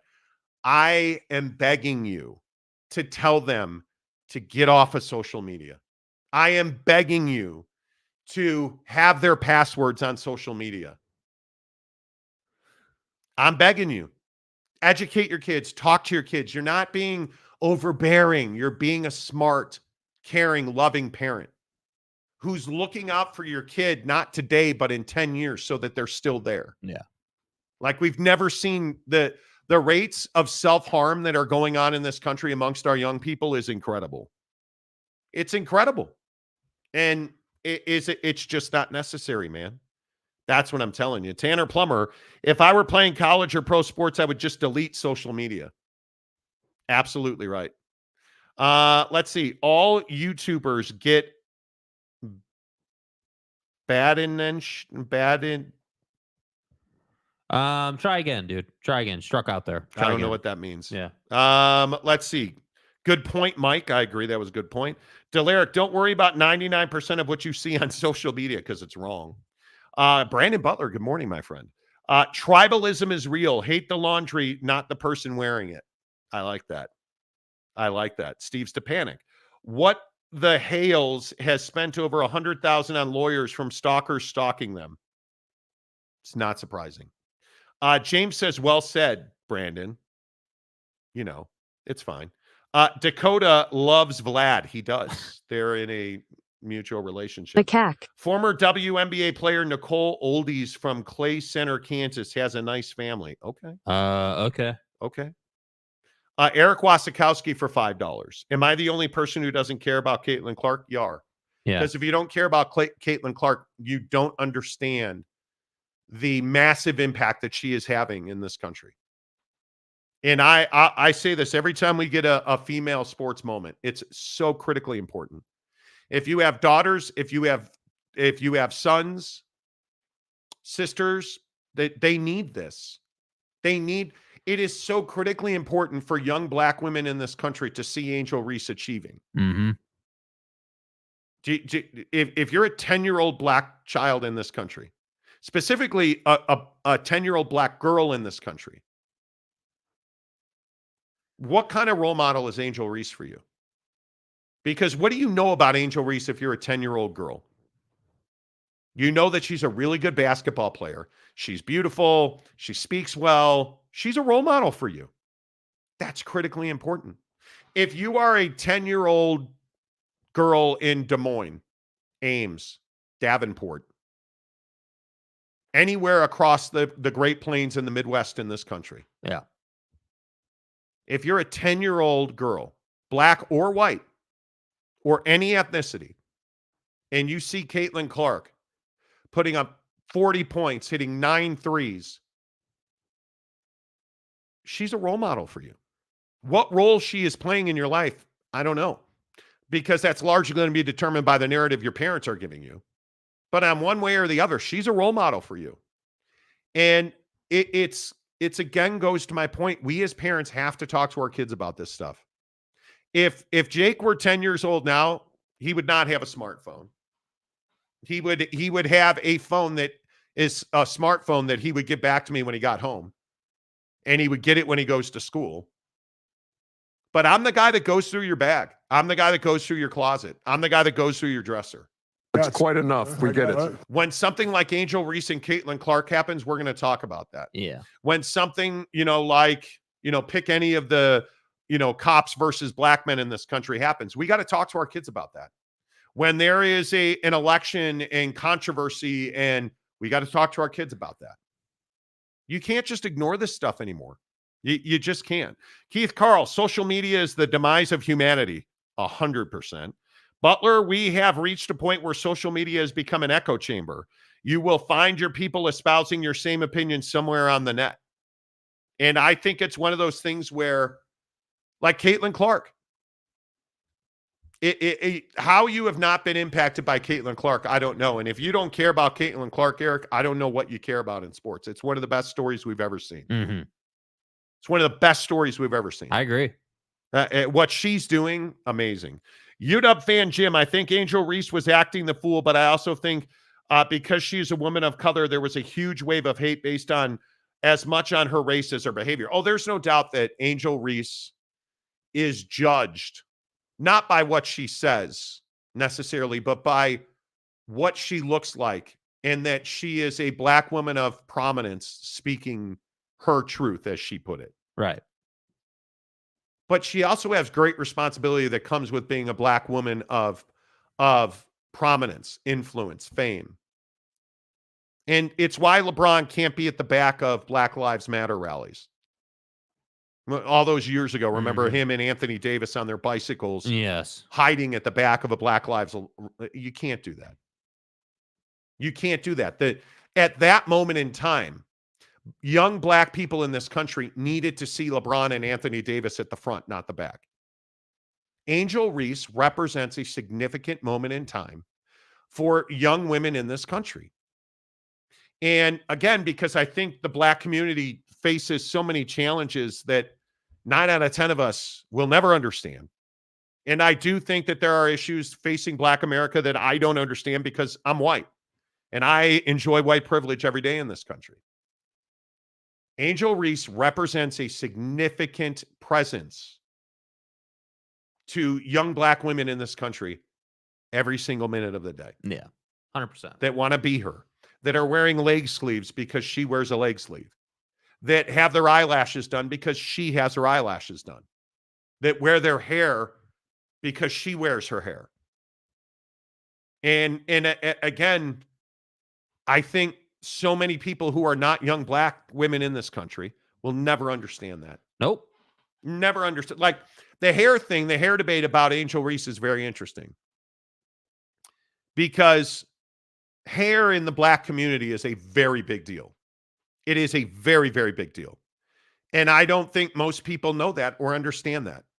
The cultural significance of hair in the black community is lost on 99% of people. So the comments about Angel Reese's hair are significant. Right. Whether you like that or not, that's not what we're here for. What are we doing with Dan? Where's Dan's comment? All I ever did was make one comment based off of the show title because I was just tuning in and judging off the title. Oh, is this your title says this, but you're talking about that guy? What are we talking about? Is that Dan says, oh, by the way, yeah, I heard of the flying on the line. Everybody gasped. It wasn't relevant to the point I was making, but yeah, whatever keeps smarting off to people and keeping. What are you talking about? How does this happen every week? We get a new Dan. We get a new Sammy from Michigan. Yeah, like what are you talking about? Yeah. I don't know. I have no idea what you're talking about, Dan. If you'd like to explain it. Boss Frog, I don't think this is a C. Clark thing. I think all of women's sports is going through a renaissance. Well, that's absolutely the truth. Yeah, I mean, I think that no doubt. No matter what you want to attribute it to, 12.5 million views on an Elite Eight game is well, wild. But when was the last time we've seen 90,000 attend a women's college volleyball game like we saw 6 weeks ago? And yeah. Amazing. Yes. Absolutely amazing. Representation matters. It shows people that they can achieve their dreams. Look at what Tiger did for golf. Yes, great example. Great example. And by the way, I do think golf has gotten a lot more diverse, like both with skin tone and nationality. I mean, the golf outbreak that's happening in Mexico and the number of Mexican golfers coming to the tour is outstanding, and they are very good. Yeah, and I think that's why I don't understand the rollback of the golf ball. I'll never understand the rollback of the golf ball. If you guys don't know what that means, they're making the golf ball fly less further. Yeah, they're making it so that Scotty Scheffler's not hitting 360-yard drives. He's hitting 340-yard drives. Which, to my point, Scotty Scheffler hitting 360-yard bombs is why we have the renaissance of golf. And why we see Mexicans golfing more, and why we see, dark-skinned men. Sahith Theegala comes to mind. Yeah. Tony Finau. Golfing. Yeah. I mean, it's absolutely important. OG Gary, Kobe was my role model growing up. He played a huge role in my life. So yes, little girls now will look up to Angel and Caitlin Clark. Yes. Why does anyone give a shit about other people's appearances? I've never understood it. We as men find it so important to talk to women about the way they look. And I've joked about this on the show. People routinely walk up to me like, man, you're not nearly as fat in person. Thanks, dude. Why do we do that? I don't understand it. I think men with women and men with men is two different things. So men with women, were 9 out of 10 dudes are just sexualizing the woman. And that's why they're talking about her appearance. But all right, Dan R says this show and these people are fucking negative joke and nothing more. Bad analysis. Bad jokes, pointless, mean to commenters. How are we pointlessly mean to commenters? So now I'm going to be mean back. Okay. Well, whatever floats your boat, dude. You live your life, dude. I mean, just so you know, whether you're mean or nice, the fact that you're commenting tells YouTube you like the show. So if you want to burn your energy on being negative, that's fine. We just, we don't have to read your stuff. We don't have to agree with you. You're I believe you're a full-grown adult. Why does everybody have to agree with you? Who's being mean to you? Yeah. But what are you? I don't. If you've commented in the past, with all due respect, we get over 1,000 comments every single show. If you've commented in the past, I don't recall.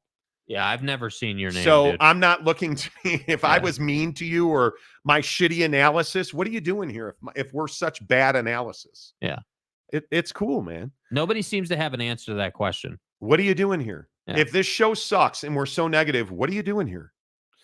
Dan R, don't play the victim card. It's not a good look. OG, Kobe was not a role model. For you, he wasn't a role model. Yeah. For millions and millions of people globally, he was a role model. Yeah, he was definitely the guy that I followed. I think that everybody...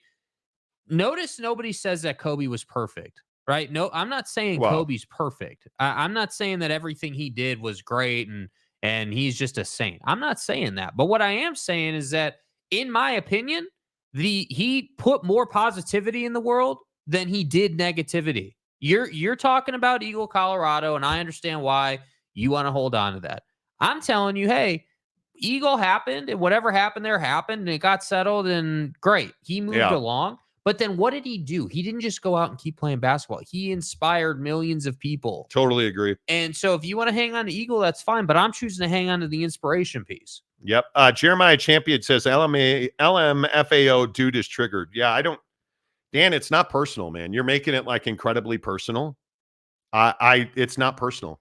You're welcome to be here. You're welcome not. Yeah. This comment section is not for the faint of heart.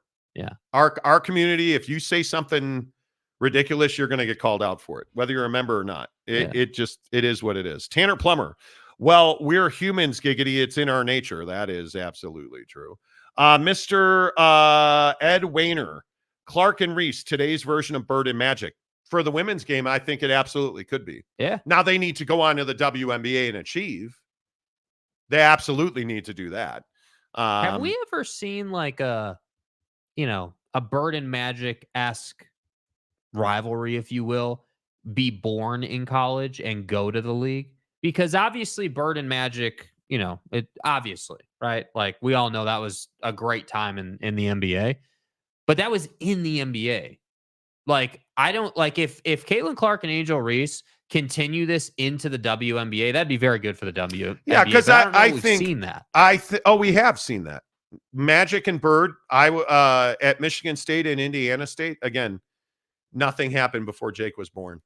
The way that we saw Magic and Bird in college and then roll that into Magic as a rookie against the Sixers, I don't know that we'll ever see that again.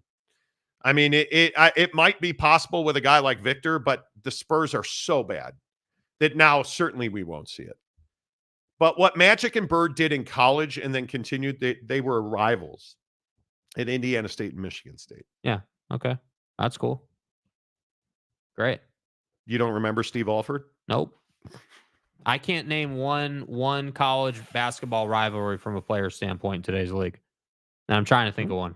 You're not. Well, the game has changed. So I mean, much. It has. Yeah. Obviously, there's a lot that I'm not talking about. Like, I'm talking about the last 10 years before NIL, before any of this stuff had happened. I'm trying to think of something where it was like, hey, these two battled in college. Now they're in the league battling. I can't think of one. Dan R makes my mission statement, which is exactly what we say about this show every day.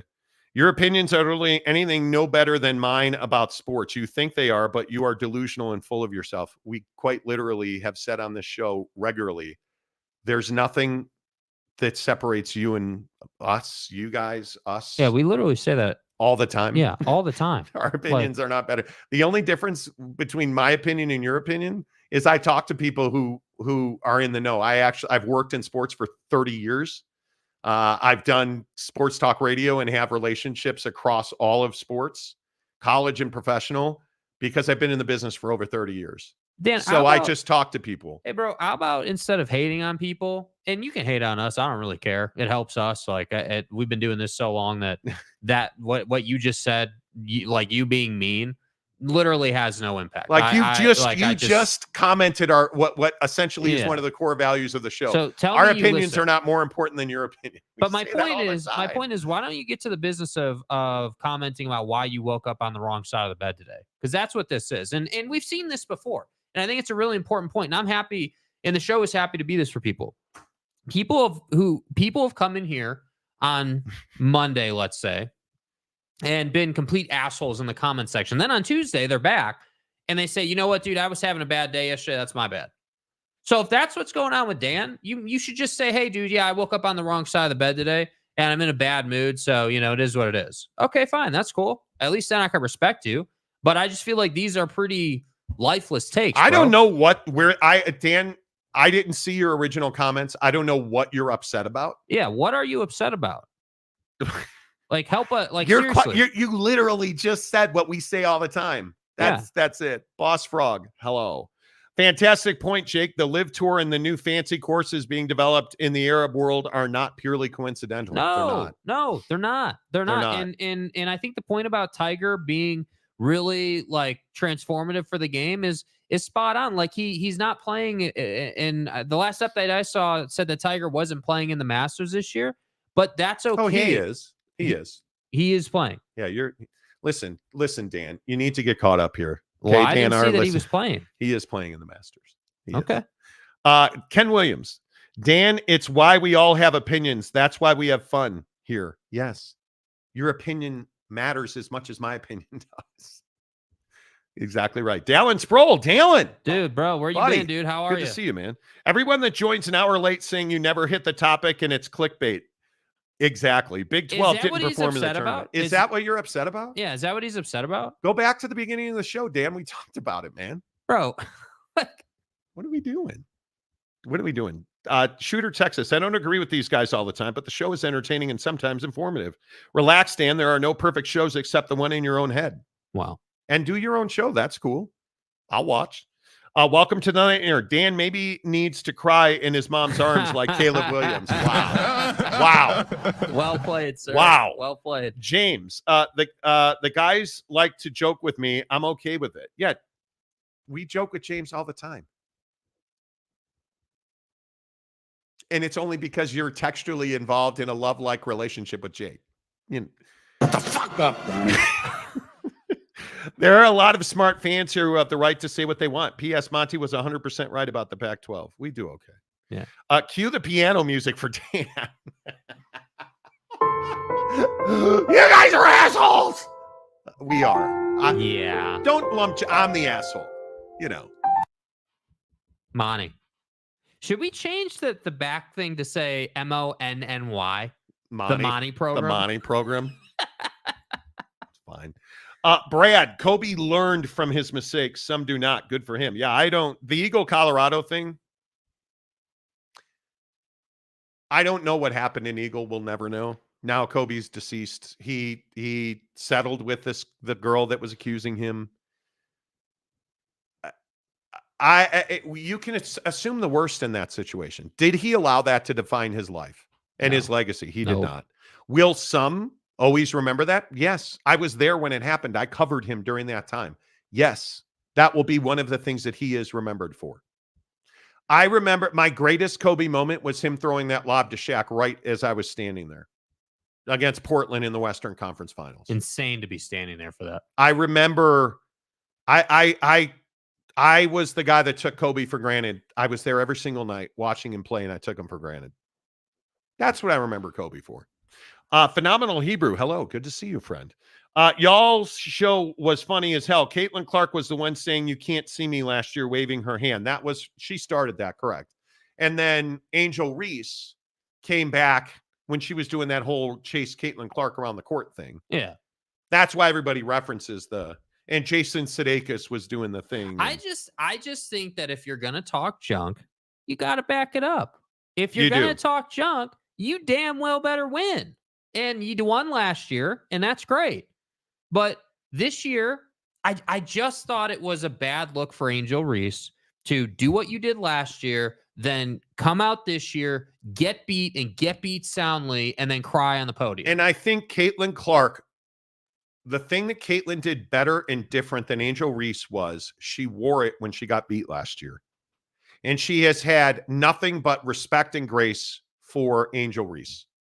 And she's not somebody that chases Angel Reese around. She could have easily done that same thing this year. Mm-hmm. Did she? She didn't. I think Angel Reese learned a very difficult lesson. And at Angel Reese's level, you learn that lesson in front of everybody and their brother. Yeah. And it's a tough lesson to learn. And, I think it's a fair point. And same point could be applied to Caleb Williams, right? Like these athletes, male or female, who are at that level, man, you got millions of eyes on you, whether you like it or not. And your mistakes are on display for the world. Yeah, you don't have to like it. It's the reality of it. Yeah. Right, Boss Frog, if you think you get called out on the Showgrum thread, you'll be thoroughly entertained in the Monty Show Insta chat. Dude, the Insta chat is gas. And the thing about guys like Dan or whoever, we have a really good community of guys who rarely agree on sports. Yeah. Right? But we welcome in guys like Boss Frog, guys like OG Gary, guys like Lopes Van Gabe, guys like Giggity, guys like all of the guys that make up this show, Ken Williams, Dallin Sproul, who's a long timer, even not Eric Wasikowski, but Jeremiah Champion. Yeah. We have a really good community of dudes. Brandon Butler. We have a really good community of dudes that we have great conversations. We share differing opinions and different viewpoints. And some guys don't work out. Yeah, I mean, it's why RJC Loner is now RJC Loner. Yes. That just is what happens sometimes. Yeah. Steve Stepanek, Dan, it's the Monty Show. Look behind him. Yeah, the Monty program. It's not the Dan R Show. I don't really get it. The Monty Insta chat is like scrolling YouTube at 2 a.m. It'll suck you in. Dude, the conversations that happen in there, I'm telling you. Dallin says all news is good news. Haters is a part of growth. Someone is sad their opinion doesn't reach hundreds of thousands. True. RJ Loner phone. Dude, we can get some tissues. Someone is triggered. Cam Harrison, dude doesn't like mean tweets. Apparently not. OG Gary, what victim? She thought she went through zero. She literally said she made it up because the time she mentioned didn't add up. And Kobe, yeah, I mean, we don't need to rehash. Let's not rehash the whole Kobe thing. I think the point is that Kobe, I'm not going to sit here and hold whatever happened or didn't happen. What the situation in Eagle, I'm not holding that against Kobe, dude. The reality of the situation is Kobe just moved on from that and was everything and quite literally more than anyone would have asked him to be. And for that, he deserves a lot of credit. And it's really sad, dude died in a helicopter crash randomly on, I believe it was a Tuesday. I believe. Oh, look at that. Big bad brass balls. Well, dude, where is my guy? So here's this. And my guy. And then here's this. Yes! My guy. Dude. So I've been gone a while. Are you a morning show now? Yes. Yes, we are. We are. Good to see you. Let's ride. Love big balls. James, big bad dude is back. He is. Nothing like omeprazole and bacon in the morning. Okay. Omeprazole. Okay. Mike Smith, bunch of Polish wearing emo kids up in here getting triggered. What the? Bunch of polish wearing kids emo up here. Rub some dirt on it and move on. Oh, look, Ferris Khan, speaking of trigger. Well, don't let this truly fascinating conversation distract you from the fact that it's been 1,586 days since Ohio State beat Michigan in football. Okay, Ferris, that's a good comment right there. See that? That's a good comment. Staying on brand right there. Oh, Ferris, that's amazing. I love it, dude. I love it. OG Gary, Dan R., where is your neck? Yeah, Dan, where'd you go? Dan. We'll miss you until next time. It's fine. It is what it is. The Monty Show presented by our good friends at The Advocates, theadvocates.com. Working hard to end hunger for our children.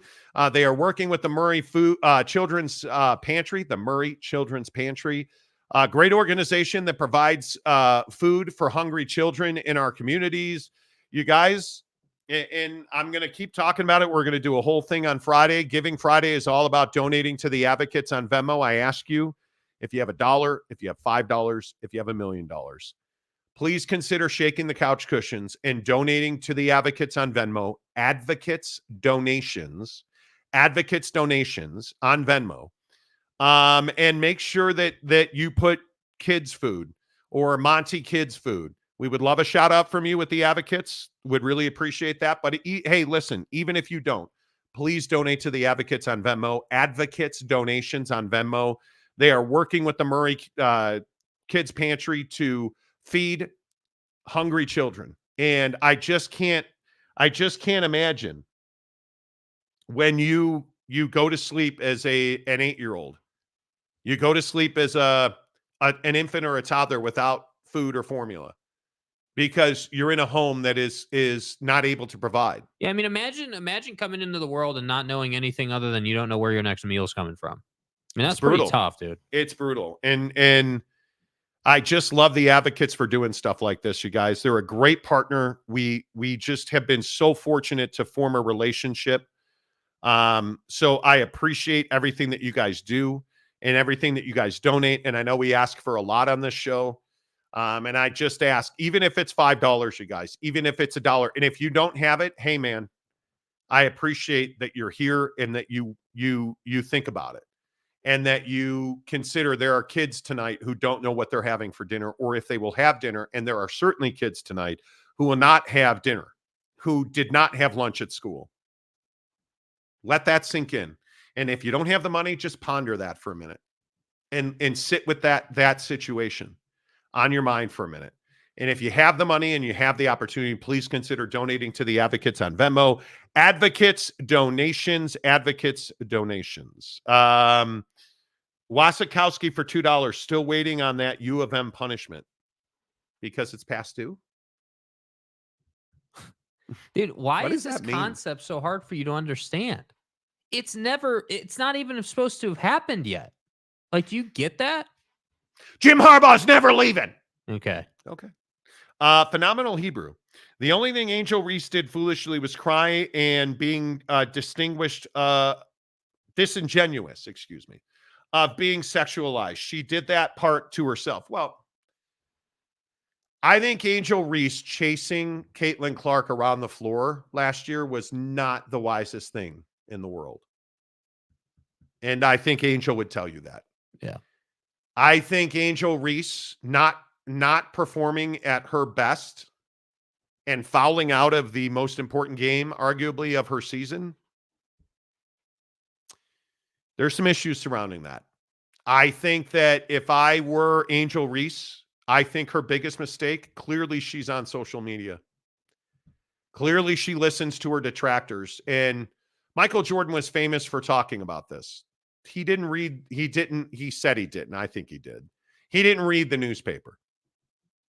In today's world, it's LeBron James signing out of his social media accounts during the basketball season. Mm-hmm. I think you have to do it. You have to do it. Because when you listen to and you allow, and this is you at school, you at work, Angel Reese in basketball. Yeah. If you allow this negativity to come in, that's all you're gonna hear. And it's going to formulate your thoughts and your beliefs. And your beliefs vastly impact and determine your actions. We are a belief-driven culture, whether we want to be or not. We are. And you have to be very guarded about that. You have to be very, very guarded about that. Clark started it. Well, so this narrative of Clark started it, for UW fan Jim and anybody else who may not know that, she used to do, notice you don't see her do it almost ever. I don't know the last time I saw her do it. She used to do the "you can't see me" thing. Yeah. And that's why Angel Reese did it. Caitlin Clark is somebody that I think you see has evolved over her basketball career. Emotionally, from a maturity standpoint, from a professionalism standpoint. And I think what you see is Caitlin Clark is not somebody that talks about other players or talks about herself. She talks about teams. She talks about her teammates. You rarely hear her talk about Angel Reese in this case, or her how great my performance was. Right. That she's learned, she's evolved. And why is that? I think it's because she has a very strong family background. She is somebody that is in a professional culture, and she has a really strong guidance program in Iowa. Yeah. That has developed her, that has media trained her, that's what you need. Say what you want about Kim Mulkey. Kim Mulkey bears responsibility for what Caitlin Clark or what Angel Reese said at that press conference the other day. Yeah. Yep. Whether you want her to or not. Because what did Kim Mulkey say? Kim Mulkey said that's one of the best performances I've ever seen about Caitlin Clark, not about Angel Reese. Well, and remember what Caitlin Clark said that Kim Mulkey said in the handshake line. We've never seen anybody like you before. Yeah. So, I mean, I don't know, man. I think that it'll be interesting. Like I said earlier in the show, does LSU continue to produce players who have this type of attitude about things? Yep. Phenomenal Hebrew. I get death threats from being on the Monty Show. You don't see me crying about it. I mean, that's what I'm saying. Yeah. It's a dangerous, it's a dangerous game out in them streets, man. Yeah. Tanner Plummer, I believe the investigation into Harbaugh is still going, Eric. Oh, it's coming. Yeah. And Eric, your ass better be here the day it happens. Yeah. You probably won't be. Caleb, Michigan probably won't be relevant for 10 years after the last year, but hey, I could be wrong. Giggity, I wish government would step in and allow for free breakfast and lunches to all kids in school to help fight. I don't know why. And you're always going to hear, well, if a kid's hungry, we're going to feed him, but you don't. And you know the biggest problem with that? What kid is going to say, yeah, I don't have any money. Can you feed me? What parent wants to go into a school and tell a principal, yeah, I don't have any money to pay for my kids' baseball fees? When Jake was in high school, we lived in Huntington Beach, and he went to a pretty affluent high school. And it was thousands of dollars a year to play baseball. And there was a pot of money for the kids who could not afford to pay their fees. And there were many of them. And this was 2010, 2011. Yeah. Like, it's not cheap, man, to raise kids in this country in any way, shape, or form. Let's see. Who else? Before we get to Reese's Pieces and Reese's peanut butter eggs. There's controversy about that. Stepanik, I bet Caitlin Clark has talked to her recently and supported her. I would guess they have. Although I don't know. Robert Fowler, we'll find out if Angel stays or leaves today. She's gone. You don't sit up on a dais and cry if you're coming back. Yeah. You just don't do that. Dallin Sproul, now you just see Caitlin complaining all the time and her dad telling her to shut up. You do. But again, I think women specifically, women need strong male role models. I'm a big believer that daughters need dads. And I think especially in a male-driven, whether you like it or not, women are a lot of times out of control of their fates in our society, whether you want to believe that or not. And I think when you're somebody like Caitlin Clark, you're walking into a male-infested lagoon. Yeah. That's what you are. Yeah. And I think her dad has been she's talked about that. Very much so. Let's see. Giggity. Yeah, feeding kids is a bad take. My bad, Wasikowski. Okay. What did Wasikowski say? Eric Wasikowski, bad take as usual. Okay. I don't know how feeding kids is a bad take. Yeah. I don't. Okay, a couple more. Dark day for the 12 or the ACC. We'll find out, Patrick. Good to see you, Mr. Bourne. We'll find out. Definitely a tough week for the Big 12. Yeah. Go back to the beginning of the show, by the way. RJ Loner phone, is Jake your son? I got this. My bad, Monty. No, he's not. Like, Jake? Dude, I'm like a third cousin twice removed, dude. Come on. Yeah. Be better. Yeah. Come on. His mom was a Perkins waitress with Yeah. Tiger Woods. I mean, just 300 yards right down the middle. You know what I Jeremiah, mean? stop.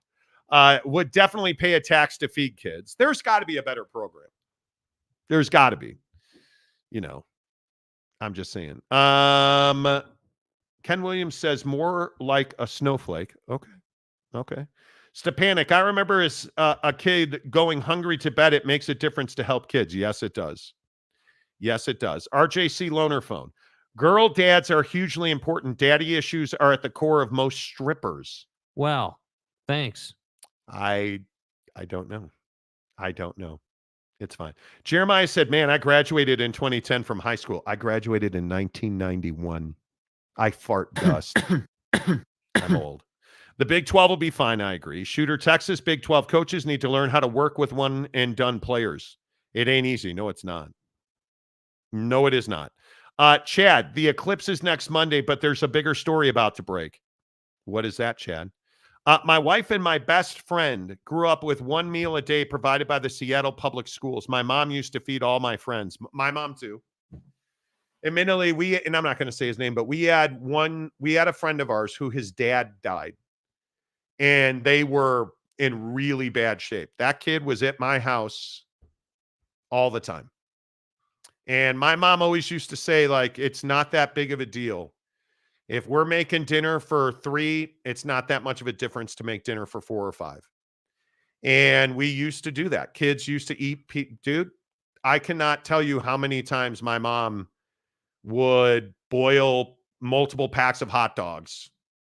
And we would all I had a big backyard, and we would sit in my backyard, and we would sit in these plastic chairs that we had. And my mom would bring out hot dog buns and hot dog buns, and tater tots. Yeah. That was routine. Oh, boy.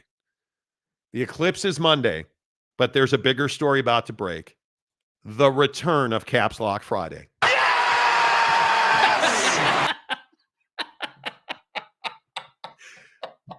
Caps Lock Friday. This show sucks. You guys are assholes. I'm going to be mean now. In all cap locks. UNC about to make news at Chad Carter. We'll see. We'll see. Brandon Butler, Monty and I are old enough that God asks us for advice. Right. Hey, where should I put these mountains, Monty? Jake was a stripper. He was a stripper, Steve. Right. He still strips to this day. Right. I graduated in 1988. Let's go. Right. That's what I'm saying. RJC loaner phone. Jake is a banana hammock. Cannot unsee that, Steve. Thanks for the visual. Exactly. Big blue horses. If you grew up with a mom that fed your friends, you were lucky. Moms that did stuff like that usually knew what was what. My mom used to take care of my friends routinely. Me and my mom don't have a great relationship. But I will say, my mom used to take care of my friends. We did sleepovers. We did all that stuff. My mom was always bringing snacks to baseball. My mom always had Capri Suns for the kids, dude. And kids used to come and hang out at our house all the time. All of the time. All right, last one before we get to the peanut butter cups. I hope Angel Reese comes back and kicks ass and taunts the hating ass media. Okay. Let's see. Boston Mapes. Is there any new info about the Utah women's situation? You mean the basketball situation in Spokane, Coeur d'Alene? I saw a city meeting was held. I hope it's not another Duke volleyball thing. No, there's video, I believe. If you don't know, very quickly. The NCAA Tournament Regional for women was held in Spokane at Gonzaga. Yeah. Which is Gonzaga. Yeah. Unfortunately, there are very few hotels available in Gonzaga land. Gonzaga. So the NCAA provided a waiver for certain universities to stay in Coeur d'Alene, Idaho, just over the state line, which is where the University of Utah's women's basketball team stayed. They were walking from their hotel, I believe, to dinner. And a pickup truck with Confederate flags flying came by and was yelling and screaming racial negativity at these women in Coeur d'Alene. And Mark Harlan tweeted about that. The NCAA issued a statement about it. It's been much written about, to the point where there is now a change. So the Women's NCAA Tournament Committee was going to make significant changes in 2026. Included in those changes is no school is going to be able to host a regional. So now it's going to be like the men's. The regional is in Salt Lake City, as it was for the men, or in major metropolitan areas. Yeah. So that there are hotels and amenities. The situation in Portland and in Spokane would never have happened in a men's situation. You would not have had 9 inches of disparity for the three-point line in a men's game. You would not have had this hotel debauchery. You would have not have had racial attacks against the women's Utah basketball team if they were the Utah men's basketball team. Right. So they're talking about moving up those changes for better player health and safety. And I do think these are unique to the women's game. And I think that the women's tournament has said, hey, we don't have a lack of resources. They do not. They are well-funded and they are well-heeled. You know what the problem is? People don't give a shit about the women's tournament the way they do the men's tournament. Yeah. Caitlin Clark and Angel Reese hopefully have helped change that. 12.3 million viewers watch that game. And the issue is, if that was a men's floor at the Moda Center, that three-point line would have been measured correctly at both ends. If that was a men's tournament in Spokane, it would have never been in Spokane. There you go. Good talk. Can we now get into Jake? And it's too bad Dan R has left the comment section. There are conspiracy theories abound.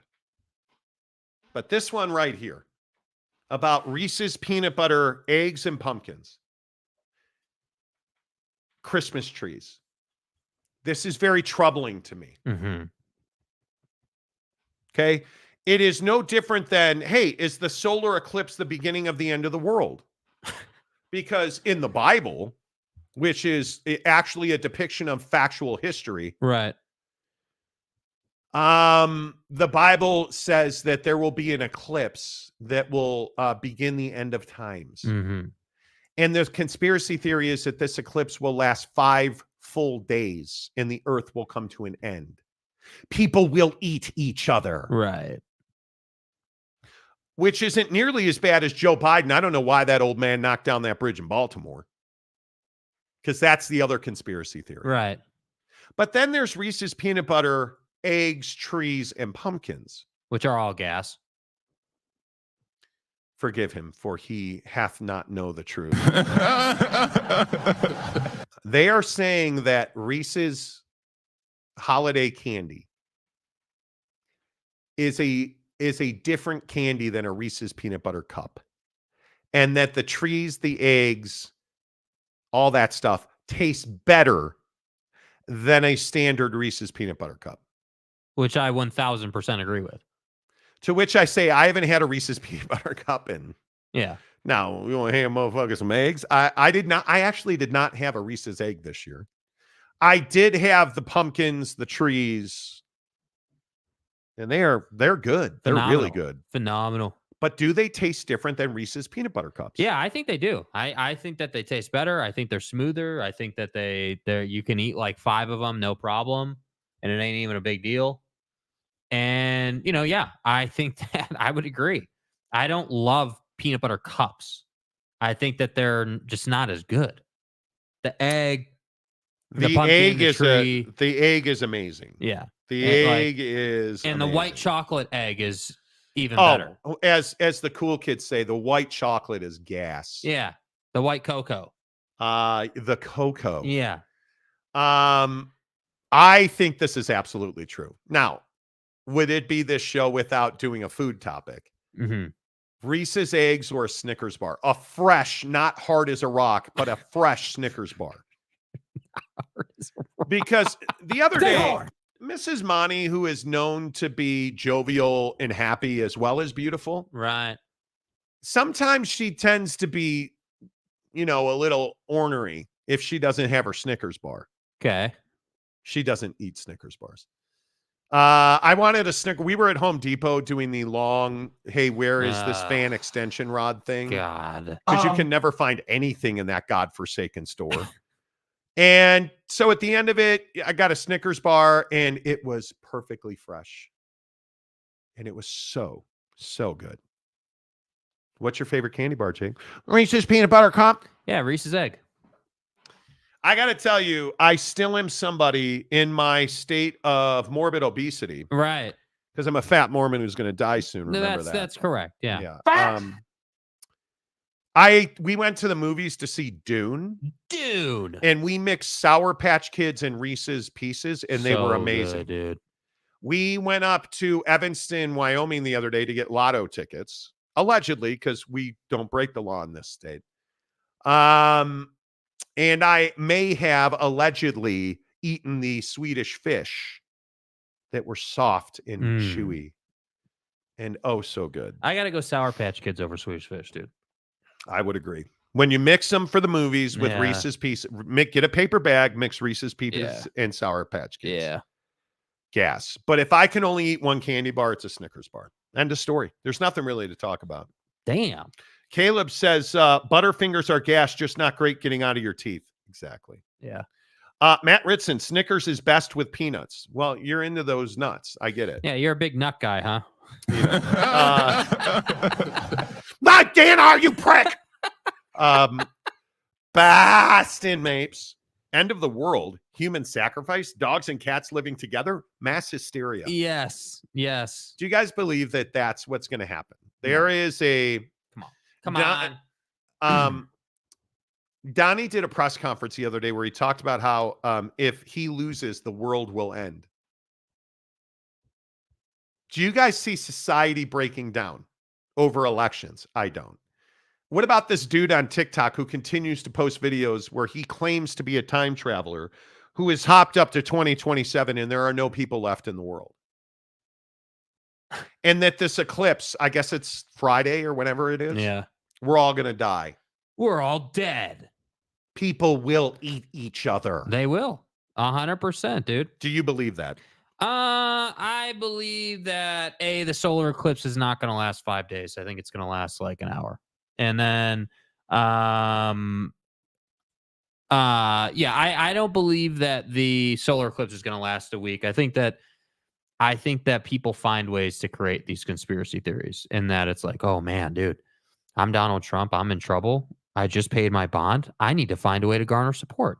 If you don't vote for me, the world's going to end. I mean, that's what that is, dude. We see it on both sides, and we see there are numerous. But why do we examples. always go? I don't bring up Donnie to have a political conversation. I bring up Donnie to talk about why do we always go to the world is ending. If you do not vote for Pedro, the world will end. Because I think that's the great unknown. The two great unknowns are what happens when we die, and where did we come from. So when you talk about the world ending, people are like, oh, well, where do we go then? What happens to our consciousness? Like that's why people are fascinated with it, because we don't know. Yeah. We have no idea. I think the bottom line is we should eat more candy, because I frankly don't eat very much candy at all. Snickers bars is the best candy bar. There's no doubt about that. The white chocolate Oreo bar is bomb, or the Hershey bar is bomb. Okay. Yeah. No, it's not. Yeah, it is. It's not. Yeah. You like Oreo anything, though. I do. If you put Oreo in a certain orifice, you would. Anyway. A certain orifice. What? All? Hugh Janus. You would. Tell me you wouldn't. I wouldn't. I think you would. No. Okay. Nope. Anyway. All right. The Monty Show, as always, is presented by our friends at The Advocates, theadvocates.com, working with the Murray Children's Pantry to feed hungry children. And you guys, please donate. Advocates donations on Venmo. Send them a Venmo. Say Monty said to feed the hungry kids. End child hunger. Monty's hungry. Just say Monty's hungry. Whatever you got to do. Advocates donations on Venmo. To Dan R. and everybody else, we appreciate every one of you that is here. Hit the like button on the way out the door. Say goodbye, Jay. Goodbye, Jay.